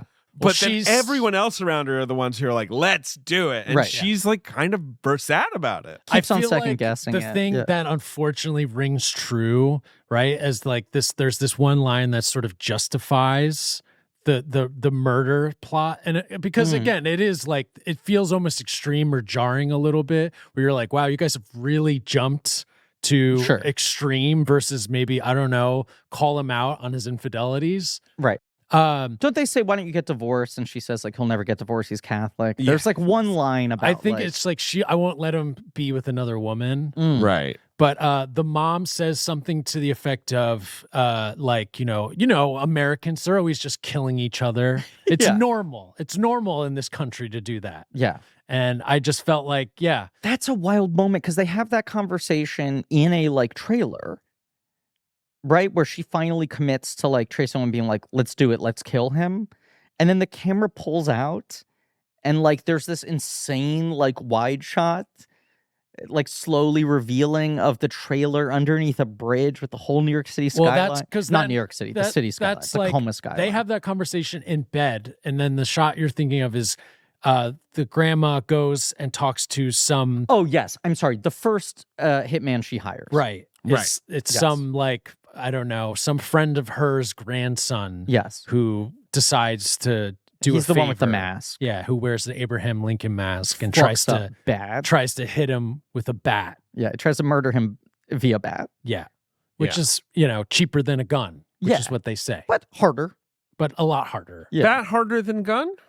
To murder someone harder to murder someone. I was going to say, they're both similar. If you hit someone with them, both pretty hard. You're not talking density of object. You're talking degree of difficulty. Yes. Well, Bat, beyond you gotta that, get like up killing close. someone with a gun, with a bat, you got to hit him over and over again. Yes, it's multiple times gross. up close. Yeah. It would be hard to do it far away. Well, you throw it, then you have to run after where it landed. Well, no, you just have a bunch. Have like a bouquet of bats. Yeah.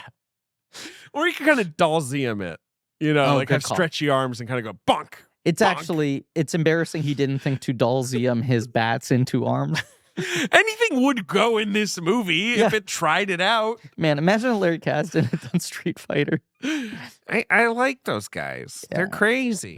They're wild. These I'm guys thinking Kevin Kline there's no Italian character. Can Blanca be Italian? Can Blanca make the pizza? Blanca might be good. Kevin Kline as Blanca would be good. Imagine Street Fighter. Got the chest hair. Imagine Street Fighter cast only with the Kasdan All Stars. Yeah, with like you have Hurt as Guile. Yeah, Hurt as Guile. Mm-hmm. Right. We're gonna run into a problem, by the way, just like so quickly with this.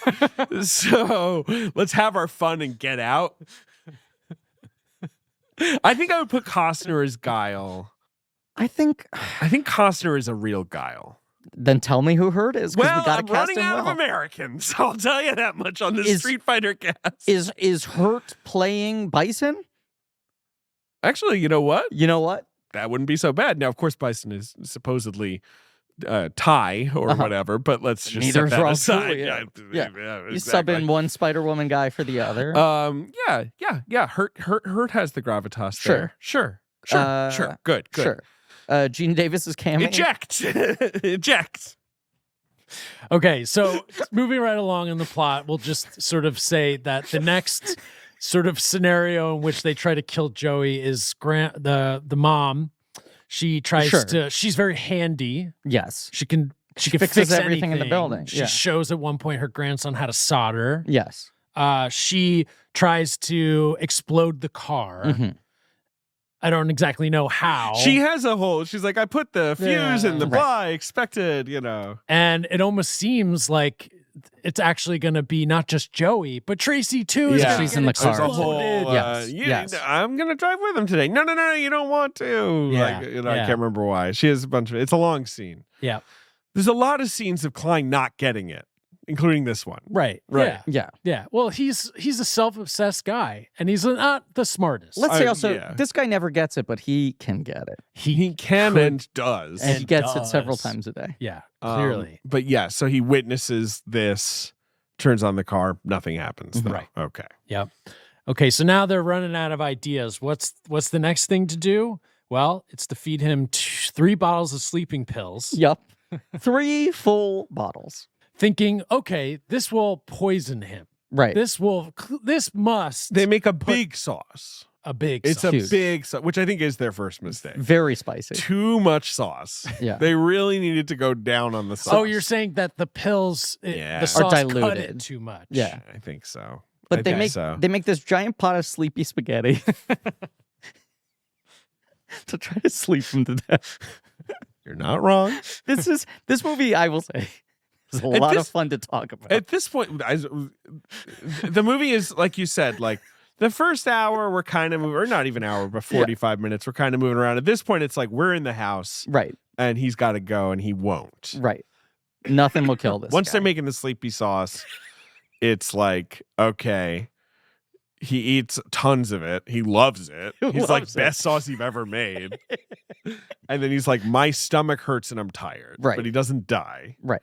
He passes out in the plate of spaghetti, which also causes this complication later every time they shoot him and they can't figure out if he's been hit. Or if whether it's it's sauce. blood or sauce. So then I guess they bring in... It's just really funny that he just won't fall asleep, though. Yeah. Yes. Like that he is just somehow, He's like, he is a steel okay. stomach. He's just like, nothing will phase him. Right. And at this point, when does River Phoenix enter? Once he passes out, Right. River Phoenix. Yeah. they Devo. call Devo to come over And finish up the job. Joan Plowright calls him and says, like, you really love my daughter, right? You'll do anything for her? Yeah. He's like, of course. And they're like, come over here right now. Yeah. Yes. Comes over, they hand him a gun. Finish the job. They have the gun. Yes, They they do have the gun. Anyone at this point, Joan Plowright should probably just shoot him in the head, but she doesn't want to. I feel like she's probably, like, got a good shot. Yeah. She's the oldest. Yeah. She can do time. The wisest. So wise. Yeah. And so River Phoenix shoots him in the head, Mm-hmm. but I guess, I don't know if it's just the small caliber of the gun or if it's just he's a bad shot. It but basically, like, grazes his ear. He looks away. Well, no, it shows at the end of the movie that there is a bullet in his But head. I think that's the second shot. Am I wrong about that? No, the second shot is in his heart. Oh, you're right. Yeah. You're right. So, yes, it does go, like... No, yes. I was so confused by this. Yes. Because he mostly has the ear wound. Right. But then, he keeps saying later, like, I He have has a a bullet headache. in my head. Right. Yeah. And he's Yeah. bleeding on the pillow underneath him. He is. At first, and I could not tell, where is this bullet? because the one side is all spaghetti sauce. The second side, he has been hit. Yeah. The other side of his head in some way that is bleeding onto the bed. I think it just went into his head, but it just, whatever. It didn't Lodged work. in. Look, what's important is He's a thick-headed he's man. not dead. He's He's not, not dead. dead. So, the first shot is botched by River. Yes. He then brings in Keanu and Right. He goes to a bar where Hurt. they hang out. Wearing a Fu Manchu. I mean, we just have to say it. There is no other way to disguise. describe it. And He- it's just not he funny. wears a trench coat yeah. and a Fu Manchu Trying to mustache. have a disguise. No one is tricked at all by it. No. it's a funny image. And It's you- a bizarre. It's a funny image. and so, in It is bizarre. cinema sometimes, there's memorable moments. Okay. And Okay, so here I'm we with are. you so We're far. in some skeevy Our bar. finest critic. Cinema, sometimes there's memorable moments. We're in a skeevy bar, right? Okay. Somewhere in Washington, Mhm. Tacoma. Yeah. And Yeah, you go here to we the are. back room and there's a pool table and there's a man. He's kind of leaning. Okay. You can't tell if he's asleep. Is he asleep? What's going on? Is he playing pool? And all of a sudden, David's yelling. William Hurt Unrelated. lifts up, then raises his sunglasses. Yeah. His cool His sunglasses. little flip-up sunglasses. An arm appears. Whose arm is this? Yeah. Well, it's one Keanu Reeves. A very handsome young With a- 25-year-old with a Keanu fucking Reeves. nose ring. He's got Yeah. a nose ring. And like up. He's got like a flock of seagulls, X2 Well, it's haircut. even more than that. It's like a failed buzz cut. Yeah. I There's actually there's kind a of read it slice of like as- misrazoring. I think it's more that he's maybe been to like a mental hospital or something. Oh, that's also very Right, his possible. hair has been growing in weird like directions. Yes. Like I think he was getting electric shock therapy. Because he's got like a clear patch that was shaved. Yeah. He definitely seems Great. yes, but also in another dimension. Yes. Yeah. They both do, I suppose. Yeah, Yeah. they're both clearly using heroin, What? They talk. I mean, they are referred to as druggies druggies. in this film. Yeah, I think they are right. They are the 80s, 90s version of a drug user on screen, which is just like they just seem stoned. They use drugs. We're not going to talk about, right? It's just Yeah. like, yeah, they're druggies. Yeah. They're from the wrong side of the tracks. Yeah. right. They're lowlifes. They're desperate. They're down They're and out. weirdos. Yeah. Yeah. But I mean, Hurt's got long it's hair? pretty sweet that they found each other. It is. Well, I These two- think he refers to him as his cousin, but Yeah. that might not be, that might be like by blood. Maybe it's sweet that they have each other. Absolutely. Hurt's about these guys 15 years older than Keanu, so that's like wild. They're an odd, gap. They can't be siblings. They No. can't be parents, son. Yeah. Don't you want to see a whole movie about these guys? Of course. Don't you I want wish to there watch a were whole 5 of series? them. You And know it's what I like mean? it's not even one of those things. You're like, no, like Small doses. right. They're effective because there's not that much of them. No. I- They would be great together for a whole movie. I could watch as much as they have. If this movie had been inexplicably a giant hit, one, I would be like, what the hell was going on in America? Well, of course, then Italy and America would be at war. They would actually be at war. Italy actually would have caught wind. But two, then they get spun off, right? absolutely. They get Reeves and Hurt. Yeah. It's like Reeves is Point Break Gen doesn't X. happen. No. Like this happens instead. Yes. And Hurt He never is makes like- Matrix. He never makes Speed.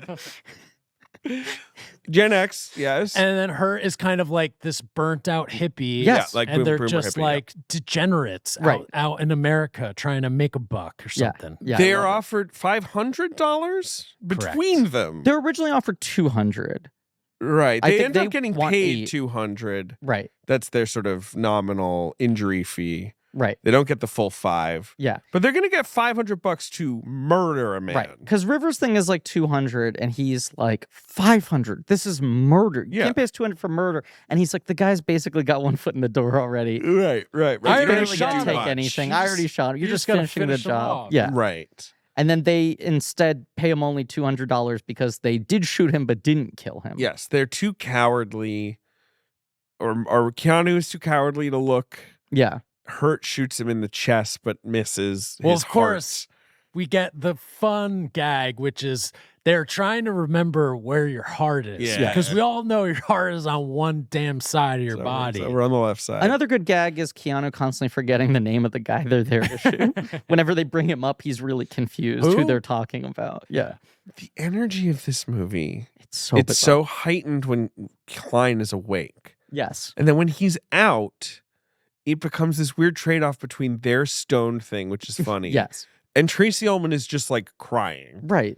And Joan Plowright is like, come on, murder him already. What are we doing here? That's the thing, though. Yeah, the closer Klein gets to death, the movie loses its comedic motor, and then it's just like sort of odd people talking to Odd each people other. just hanging out in a house, Right. deciding to murder someone, which you know they're not going to do. You kind of know at this point, you're like, yeah, he's unkillable. Yeah. Like, Yeah. there is just no way. This guy's just clearly got like too much semen inside him, and bullets just bounce off of That's him. the reason why. You know what I mean? He's His just so heart fucking horny. It's filled with semen. Yeah. So the bullet can't get through. That's got to be what it is. Yeah. Either that, or I guess he's just inhaling pizza dough and it's making like a force field. It's both. Right. But you're just kind of like, let me just like sit with these weird characters. And Mhm. those two are very funny. Yeah. And Ullman is compelling. She And is- obviously she can be very funny. Yeah. she's very upset when But she she's- thinks that he's finally been killed. But what were you going to say about her? I mean, I feel like she has to be upset because, again, then the end of this movie needs to work. Yeah. Quote unquote work. Yeah. Right? Sure. But also, I was almost upset watching her because, again, man, Owen Roisman and Ann V. Coates and James Horner. Yeah. That's the cinematographer, editor, and composer. Those are like three of the greatest in their fields ever. The editor of Lawrence of Arabia. like the most famous cut of all time. Owen Cut Roisman, it's this like movie. fucking French Connection, Exorcist Network, Toots, you know, Right. like the biggest movies These of are the like 70s. the top level craftsmen in Hollywood at this point in time. And James Horner, he's kind of starting out, but I Yeah. mean, he's no slouch. No. And anyway, yeah, it's just like I'm almost like she never says like this is the father of my children. I mean, Right. she says it earlier maybe, but like at that point maybe she should be like, can we stop?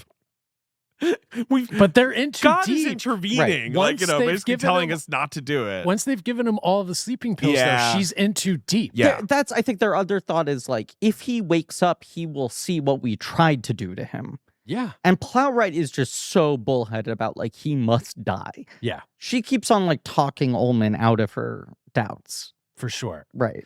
A moment I wanted to shout out to is when Joey wakes up and he's like being introduced to Hurt and Keanu. Yeah. They're so bad at making up fake names where he literally goes, no, wait.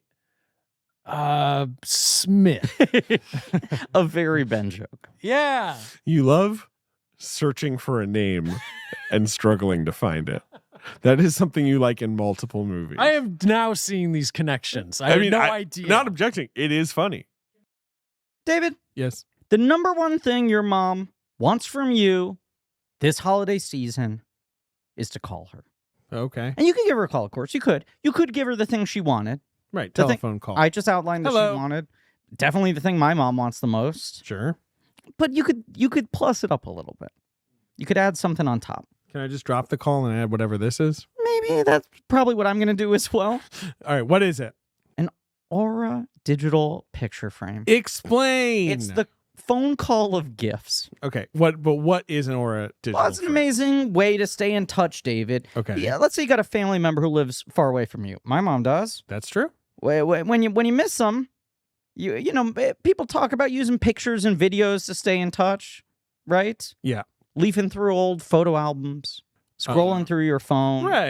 Right? Okay. Well, Aura frames were named the best digital photo frame by Wirecutter, and Fast Company said this simple, stylish, digital picture frame can replace social media in your life. So you don't have to log on to some cursed app, dig through your photo roll to find memories of old mama. But it's like she can have it, and then like I can upload a new picture to it, and she can see what I'm up to. Yes. Oh, that's kind of cool. You can kind of communicate through pictures, and if you ask me, a picture is worth 1,000 words, so who needs the lousy phone call anyway? Maybe my mom should just chill out and not get on my case about not calling her enough. Very true. Okay, well, I have something to tell you. Yes. Visit auraframes.com today and get $30 off their best-selling frames with their code CHECK. These frames sell out quickly, though, so get yours before they're gone. That's auraframes.com with the promo code CHECK. Terms and conditions apply. I want to say we'll see how this resolves itself, but the building our office is in, there's like an inner building network where people can like post updates about like, oh, maintenance is happening here or whatever, but also people post if they're like, have a credenza to get rid of, only asking for $100. And we got an email this morning saying, I have a bunch of battery operated light up wall mountable letters that spell out Mason. They've been in my son's bedroom. He's outgrown them. I will give them away for free if anyone wants them. God is speaking to us. So I emailed back and said, yes, we would like those letters. And the thought is that we will put them on our wall and then write, I want to say above it.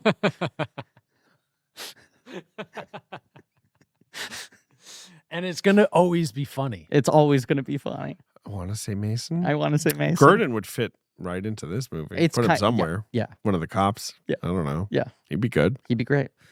Maybe he could be hurt. You ever do that? Did he ever do something like that? No. That'd be fun. No. I don't. Him as like a weird stoner. Yeah. I don't know. I don't think he's got the energy for it. I didn't think William Hurt had the energy, and then I fucking rented I Love You to Death on iTunes. You just rented it? You didn't buy it? I bought it. Yeah. I bought it. $13. Really? Yeah, why not? I never would have guessed that Hurt had this performance in him.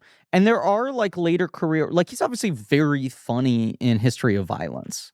Well, yes, he is. But that's the context of what he's doing. 15 years later, and he's also more menacing. He's so good in that movie. Joey, what the fuck? Yeah. How do you fuck that He's up? so good in that movie. I mean, You've seen that movie, William right, Hurt is Ben? notoriously one of the most annoying people in the universe. I don't He's know. like a A huge nightmare asshole. person. Like right, and his misbehavior has been. I know he's no longer with us as well, Yes. obviously, but his misbehavior has been documented or talked about by co-stars. And Kasdan clearly was just. He either could tolerate him or knew how to deal with him, or Correct. they had a long-standing relationship, so he could get interesting things out of him. Got really good work out of him. I mean, this is the beginning of Hurt, like, kind of blowing it, right? Like, again, Yes. like, you look, it's kind of like Kasdan. You look at Hurt's 80s, and you're like, these are all huge movies. his You look at 90s Hurt's 90s, they're a suck. fucking disaster. Right. And when he does History of Violence, people are like, that's wild for him to like show up in this small of a role. And it's like, no, I mean, In this great of a character actor he was role. available. Yeah. And not only that, he gets the surprise Oscar nomination and like does not build on it in any meaningful way. No, I mean, he kept making movies. He kept making movies, but he did not have like a true late period resurgence in the way that role maybe felt like it could be a reinvention. Because he's He shows up for like, supposedly. he's on 5 minutes of History of Violence, Ben. Have you seen A History of Violence? I don't think I have. I think you'd like that It's movie. you would love that movie. It's a Cronenberg. it's a real thermostat performance from Hurt. He has a Okay. crazy. We shouldn't talk about it if you haven't Well, seen it. I was but going he to has a crazy say performance about at the end of it. Hertz 90s is he kind of got blarped. He I does get mean, blarped. He goes through the planet core. A few people have gotten blarped harder.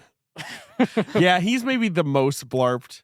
Although, really, everyone in Lost in Space. your wife. I mean, like, okay, so like if Lost in Space is like a black hole, Yeah, like Oldman escapes. Like Oldman Oldman. grazes by it and he's fine. yeah. Heather Graham, she kind of escapes. I mean, she gets a few more things after Yeah. it. Everyone else got sucked in. Yes. Like Hurt, Mimi Rogers, Yes. Chabert, Matt LeBlanc. Yeah. They're all in there. Yeah. Blarp.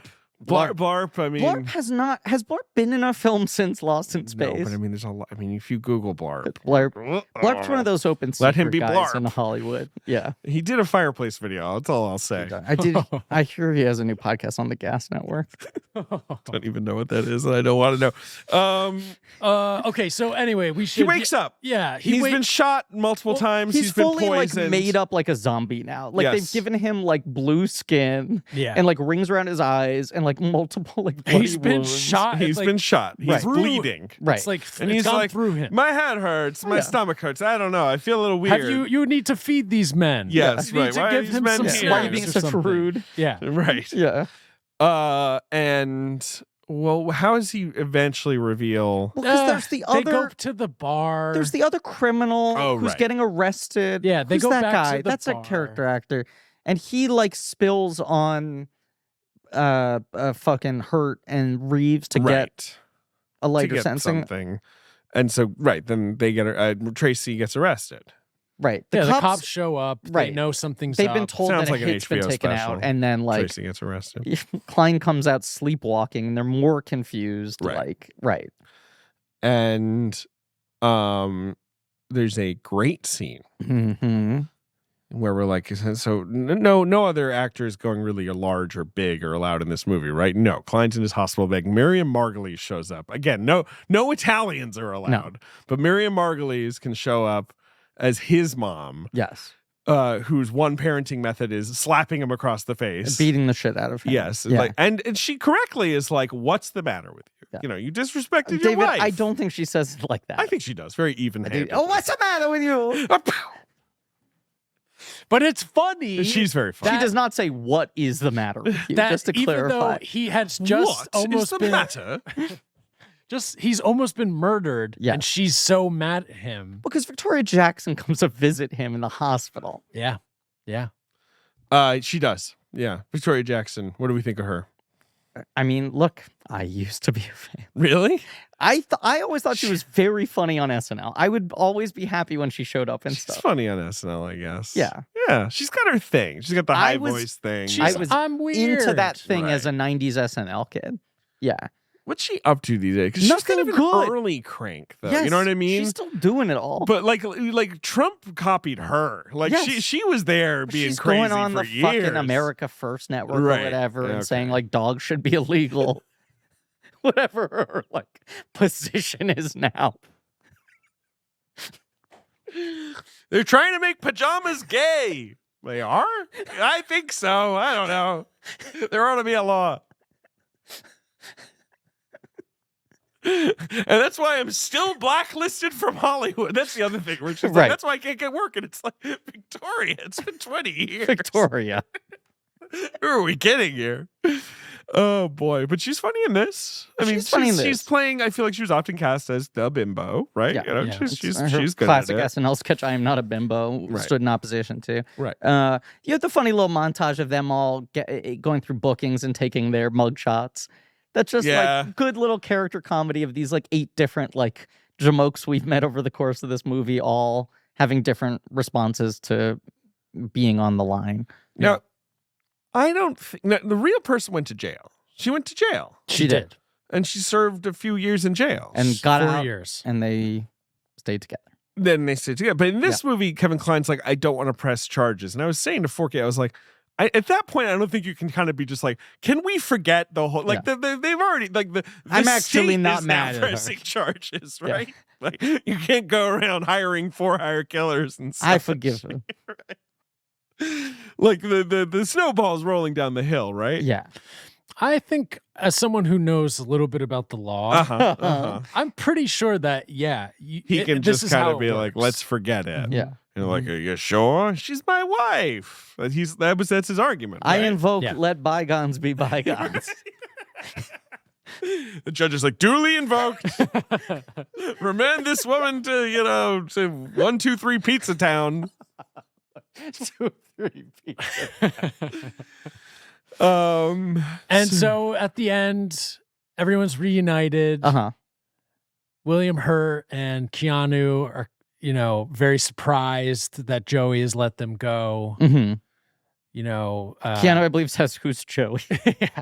And then walks into a door. It's fucking funny. I'll say, this is where Keanu's performance is really good. Yeah. He sells walking into that door. It is like a door that is closed. He is facing forward. The camera is following him from behind. In setup, you're like, no one could be that stupid to walk into this door. And you see it happening from a mile away. And he doesn't. You're like, I buy it. It's believable. The character he's built would do that. It's true. He plays such people who are in another universe. And you're like, yeah, that's what that person's like. Keanu should be funny again. I mean, I guess he did do... He did the Bill and Ted sequel, which was good, and he's good in it. Yeah. So he's definitely got it in him. And he was really good in fucking Always Be Beyond Maybe. He's really good in that. Playing really a version well of himself, deployed. but really funny in it. He's obviously... Have you seen that movie, Ben? No. Ali Wong, Randall Park rom-com, and they were movie. best friends, and he realizes I think I've actually always been in love with her. And she's like, I am actually dating someone right now. And it's Keanu Reeves. And it's Keanu Reeves as Keanu Reeves. Oh, fuck. And he's got 10 minutes of him basically doing his version of the Neil Patrick Harris, Harold and Kumar, the worst version of Keanu as arrogant movie star. Oh, word. But he's great in it. Okay, I should It's see the very this. least worth watching those 10 minutes. Okay. Yeah. He's got that great clip from the Matrix Resurrections press tour. Yeah. Where someone's trying to explain NFTs to him. Yes. Being like, no, man, it's going to take off. And he's just can't help but laugh in their face. Yes. I watch it a lot. It's really good. Look, he's done some good comedy work in animation, like Do Kaboom.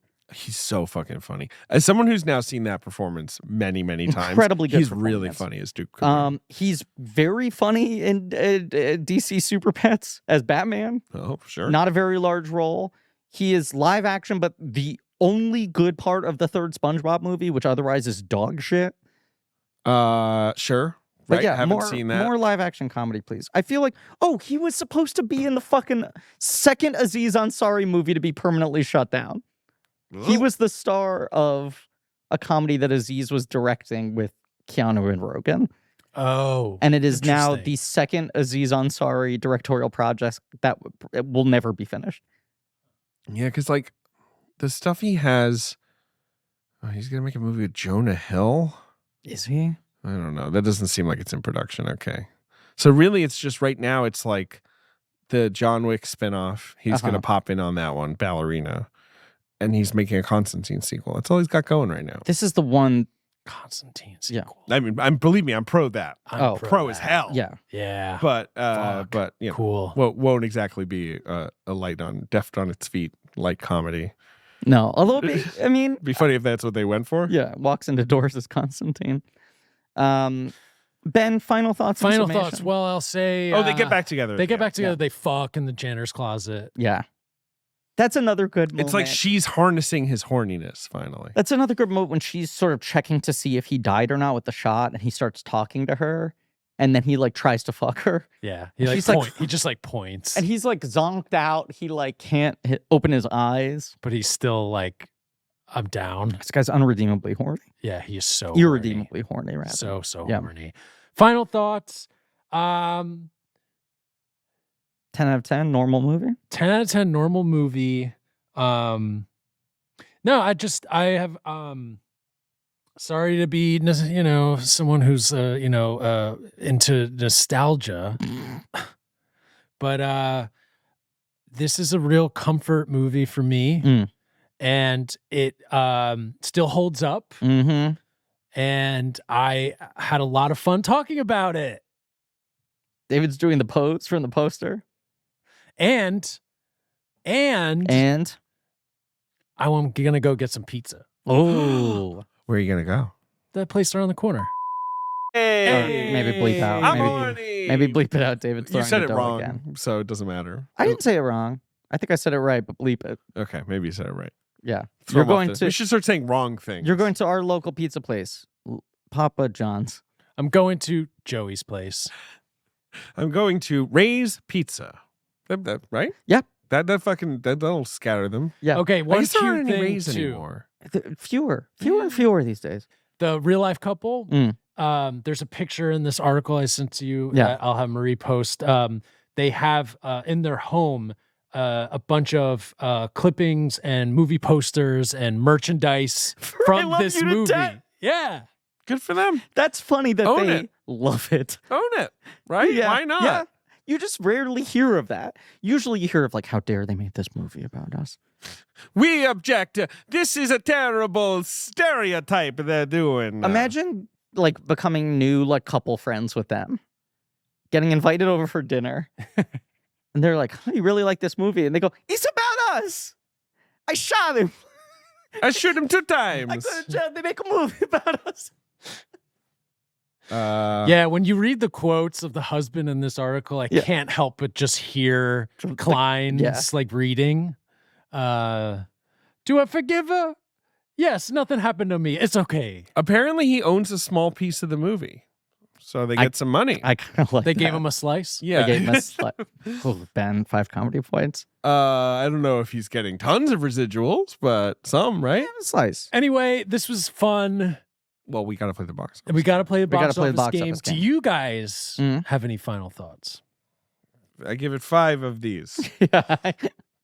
David is We're doing, doing the gesture. the thumb to Thumb to middle forefinger. finger Yeah. sort of. I made a really good sauce the night I watched this movie. Coincidence? You posted pictures. It's really Wait, good. what kind of sauce? Isn't arrappiata, What's Yeah. spicy tomato It's like sauce tomato, Ooh. garlic, Pancetta. oregano, sleeping pills. with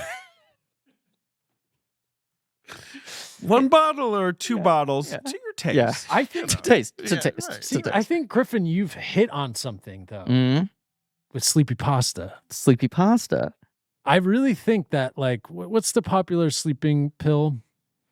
You talking not Ambien? Ambien. Yeah. Ambien should start a whole new line of food products. Pizza flavored This is- Ambien. This is my thing, basically. I'm like, we all know from creepypasta, right? Mhm. Which spooks you out, Yeah. keeps you up at night. Yep. Can we combine like pasta with ASMR? Can we make pasta that puts you at ease? Oh my God. Sleepy pasta. Wait. I have my sleep pasta. podcast that I've been working on. Sleepy Maybe I podcasta. start also offering sauce. Yep. Sleepy sauce. Sleepy sauce. And you know, there's nothing better than when you're trying to go to sleep than a warm bowl of pasta. Some ragu. Yeah. Ragu. Okay, box office game. April 6, 1990. This movie opens to 74 million domestic. It's opening at number 6 Yep. to $4 million. So it's Okay. not making our top 5. Mm. It's got 4 mil. It's gonna leg that out to 15. A robust 15. And then probably do some decent blockbuster business. One Yeah. hopes, Yeah. right? Some Well, cable it made at least an business. additional $25 being licensed to Comedy Central. Yes. Yeah. The movie that's at number 1 is a Mm-hmm. film I imagine. Well, I know this. In fact, was resonated greatly with Mr. Ben Hosley. A film, has it been a previous Ben's choice, or do we No, just know but, that it resonated? I'm sure we will cover it on this podcast, probably on the Patreon, certainly on the Patreon one day. It's the launch of a long-running, ongoing franchise that's had many stops and starts, based on a comic book. 1990, stops and starts, comic book. Yeah. 1990, stops and starts, comic book. Ben loves it. Ben, do you have any idea what this is? 1990, based on a comic book. This is a post-Batman. Yeah, but Was you it a- know, Was it Is he kind of like kind of twisted? it's a team. Oh, it's a team. It's a team. It's a 90s comic book team movie. Was it a recent book at the time of this film? Is this adapting Yes. like new material? Yes. Okay. It's a team. You love it. Teenage Mutant Ninja Turtles? There you There we go. go. Dun, dun, dun, dun, dun, Which dun, is a dun. damn dun, franchise we will do one of these days. But that movie kind of rocks. Oh, that movie rules. It's got also say- incredible sort of like set design. I don't and, think like, this is even a vibes. radical take. That's like kind of the first movie to get right the like make the movie of the comic book. Yeah. Don't run it through the Hollywood development wheel and try to like rethink it. Like make the movie that everyone wants to see. Put all the characters in it. Make them look the way they looked in the drawings, right? For Ben's birthday, I bought him a Blu-ray of Ninja Turtles with a scratch and sniff card. Cool. Stinko Vision. Stinko Vision Ninja Love Turtles. that. You've seen the new one, right? You got to check it out. Yeah, unfortunately, I've had some life stuff going on. I know, but And I was unable to catch it while it's in probably theaters. on. You can scale the mountain. It's on top of Paramount It's on Plus. Paramount Plus. That's right. So if If you want to climb the mountain. I just need a login. I'm sorry, wait, you're not one of the 50 to 100 subscribers. I love Paramount Plus, to be clear. Mostly because I have Star Trek. worst UI. Yeah, I use it through Apple actually because I hate the UI so much. Number 2 at the box office. It's a smash hit comedy. Probably such a gigantic success that it's hurting any comedy opening against it. It's only in its 3rd week. It's not Wayne's World. Bigger. 1990. It's only in its 3rd week. It's gigantic. Gigantic. Is it like tell me about the star of this picture. 2 stars. Okay. The man is an established romantic leading man. The woman is this is her breakout role. But she is an Oscar nominee who's done some good. Oh, it's called Pretty Woman? Yeah, it's a film by Gary Marshall about this woman who's pretty. Yeah. Pretty Woman. Pretty Woman. Seen it, Ben? Yeah. Sure. Humongous hit. Yeah. It's a big movie. Yeah. It's pretty charming. Yeah. It's got some good stuff in it. Yeah. Number 3 at the box office. Now we are cooking. Okay. Insane that I Love You to Death opened 3 places below. This film, which is also debuting this week, is also a broad comedy, perhaps broader. Perhaps broader? It is the 3rd film in a long-running comedy series. Okay. In which its main character does something or goes someplace. Is it in earnest? Ernest, what's he done So now? the 3rd one would be, the first one is goes to camp. Yes, I believe this is JD's favorite. The 2nd one is Ernest. Saves Christmas. If you say so, I don't fucking know. The 3rd one is not Scared Stupid. JD's favorite one. It's not Slam Dunk was direct to video. Ernest Goes to Africa. Ernest Goes to Army. What's the one I'm not thinking of? It's JD's favorite. I believe so. Yeah. I believe so. And you're right that Camp and then Christmas are 1 and 2. Well, I know Goes my to stuff. jail? Ernest has gone to jail. yes, ladies that and is the best gentlemen. one. That is the best one. And not only has he gone to jail, but he has, suplexed I Yeah. Love You to Death. Talk in about doing character so. work. I mean, that's the one because he's got the dual role in that one where he Oh, plays really? the felon who looks like Ernest who switches place with him in jail, and it's bravura work from Varney. It's very good. He's really good in it. Have we talked about that as a franchise? It's on the long list for the bracket, Ben. I'll have you know. We never maybe said this on mic because there was the sort of long promised JD blank check episode where we let JD cash in his blank check. And what it was supposed to be was on April 1st, we were going to release an episode on Ernest Goes to Jail and act like it was the 3rd episode in our ongoing John Cherry miniseries. Yes. That was the bit. I can't remember why we didn't do it. Couple different reasons. Okay. Kept on getting kicked. It kept on getting kicked and it was officially canceled. Yeah, it's officially canceled. Yes. Or is it? But Ernest is on the Yes. bracket. Sure.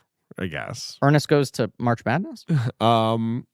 Number 5. Uh-huh. Oh, no, sorry. Number 4, also new this week. Neo-noir horror. Neo-noir horror 90.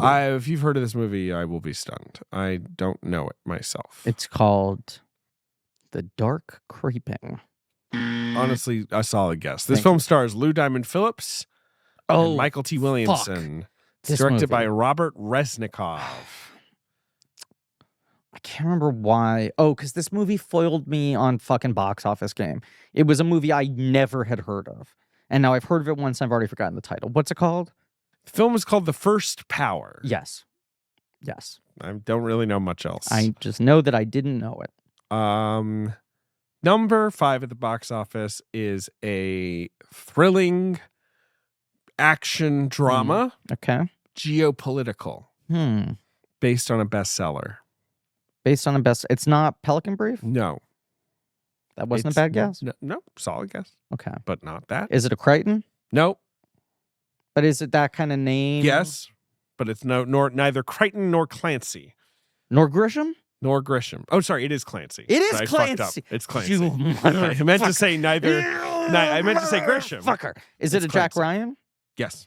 It's Patriot Games? No. It's Clear and Present Danger. No. It's neither of those. Oh, it's Hunt for Red October? The Hunt for Red October. I always think that's earlier. 80s, but it's not. Yeah, It's no. 1990. Starting off the decade with style. A fantastic film. Have you seen The Hunt for Red October? I know the like box Well, of course. Well, it's that red. I've like red as hell. walked by a million times at Blockbuster, Mm-hmm. but it didn't entice me. Look, if you have any thoughts, get them out here because you're never going to have another opportunity to talk about that movie. Well, I haven't seen it, so I guess all I'll and you say never is, will. I guess all I'll say is could have been redder. Sure. I Love You to Death is number 6. Driving Miss Daisy, Best Picture winner from last year, is still honking away at number 7. Yep, good. Look, Hans Zimmer. Yeah, maybe he's good. Those synthy Hans Zimmer scores of the 80s. Opening at number 8, a huge bomb is John Waters' Crybaby. Oh, yeah. Good movie. Yeah. Number 9 is something called Opportunity Knocks. That's What's a that? Carvey? It's a Carvey. That was a Carvey solo vehicle? Dana Carvey. Yeah. It's a Donald Petrie movie. Yeah. Con Man. Yes. I've never movie? seen it. It feels like This feels like a Ben's choice that never happened. It's yeah. not, it's only not a Ben's choice by the grace of God. The syndication deal struck out. Right. It ended up on the wrong channel.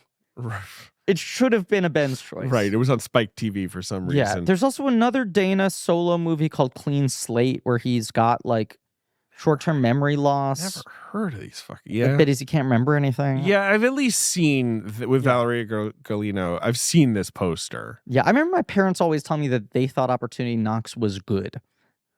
But I never good enough can't for them be confirmed. to The film convince is me to rent unviewable. it. But I'd be like walking up and down the comedy aisle looking for something, and they'd go like, Opportunity Knocks is pretty good. People don't talk about it. It's pretty good. The film's original teaser trailer had Carvey introducing it as the church lady. That's how like desperate they were to that just trailer cash in. is insane. And then there were articles and the reviews at the time were like, we want to make this clear. The church lady is not in this movie. It's like that Phantom of the Opera poster starring Robert Englund where they have Freddy Krueger. Right. Being like, I endorse this movie, bitch. See it in your dreams or at the multiplex, bitch. Freddy is always funny. Terrible pitch man, though. More like a bitch man. The thing about Opportunity Knocks, which I've not seen, but makes the most sense, is that Carvey's got the perfect guy to act opposite. You know, really easygoing guy. Really great, like same generation, a real match for him. It's not Jack Palance. It's Robert Loggia. Right. It's just like bizarre. I knew it was a grumpy old man. Yeah, I assume he's conning him or whatever. Number 10, Joe versus the Volcano is that's the box office that week. So a lot of comedies that aren't going over. Yeah. You know, Ernest Goes to Jail is going over best. Right. But like, I Love You to Death, Crybaby, Opportunity Knocks, Joe versus the Volcano. These are all like weird comedies that aren't connected. Well, and you understand actually. Pretty Woman is connected. You understand Pretty Woman getting dumped into this period where you're like, Gere's kind of a star in the decline. Julia Roberts hasn't popped yet. That premise, who's going to go for that? He falls in love with, record scratch, a sex worker with a heart of gold? Like on paper, that movie maybe seems not that different from the other whole films we're insane describing. thing with that movie where they like completely reworked what it was. Like, you know, anyway. Also, this insane thing they do where Richard Gere closed the jewelry box and she didn't know and her response is real. And that should be illegal. That wasn't planned. They didn't do that in rehearsals. Okay, so we this got has been post our episode on the building okay. board. Yeah. Any book of Casper the Friendly Ghost, happy to buy or to borrow for the upcoming weekend from Fatma. Someone in our building wants to borrow a Casper. Or buy, Griff. I honestly feel so embarrassed that I don't own one. I'll have you know, though, Marie texted me last night to say, I'm watching Casper, you were right. Right about what? Everything. Truly everything. And that's been our episode. Please make sure to follow. Yup. I hope you're happy. I am happy. Make sure to tell your friends to follow the show. Rate and review. Write a friggin' ass review. If you've never written a review, do it. Because I told you to. It helps with the show, okay? Remember to rate, bitch. I want to thank personally Marie Barty for our social media. Yeah. And as well as helping me to produce the show. Yeah, having good taste. Having good taste. Casper. I want to thank Alex Barron and AJ McKeon for editing and for everything else they do for the show. True. Big fans of those two guys. Being good friends. Yeah. And handsome men, too. Someone came to the fashion show and was like, does everyone who work on your show, is everyone who works on Blank Check a fucking hunk? And the answer is C. Damn, who's that? I'll take my answer off Mike. Okay. Yeah, thanks to Patrick Reynolds and Joe Bowen for our artwork. Mm-hmm. Thanks to Lane Montgomery and the Great American Novel for our music. I'm going to request that for the artwork for this, that Pat put your face on every cast member, rather than throwing David or I on any of them. You should be all 7. I agree. Yeah, characters on the box. And, make sure, Pat, that when you do it respectively. Respectively or respectfully? Both. Both. Coming up next week, we've got our episode on Hayao Miyazaki's new movie, The Boy and the Heron. And then the week after that, we're going to do Bradley Cooper's Maestro. David has seen it. I have seen it. David loves it. You love? I do love it. Yes. I'm very excited to see Do you it. have to like classical music? No. No. It's not really crucial. But you do like noses. That's well established on the history of this show. Should I hire a ensemble to play in the room while we record the episode? Yes. Not even like a French horn? Make a posting on the building's website. Does anyone know where I could borrow? Are there any orchestras if in the building? If anyone has one in the building, it would be silly not to use them. Yeah, at least ask if there's any in the building. I don't know if I want to start a precedent of like, if it's in the building, we have to use it. It's in the building. I mean, David. Turn off now. Right? We're done, right? Well, yeah, and as always, Monopoly.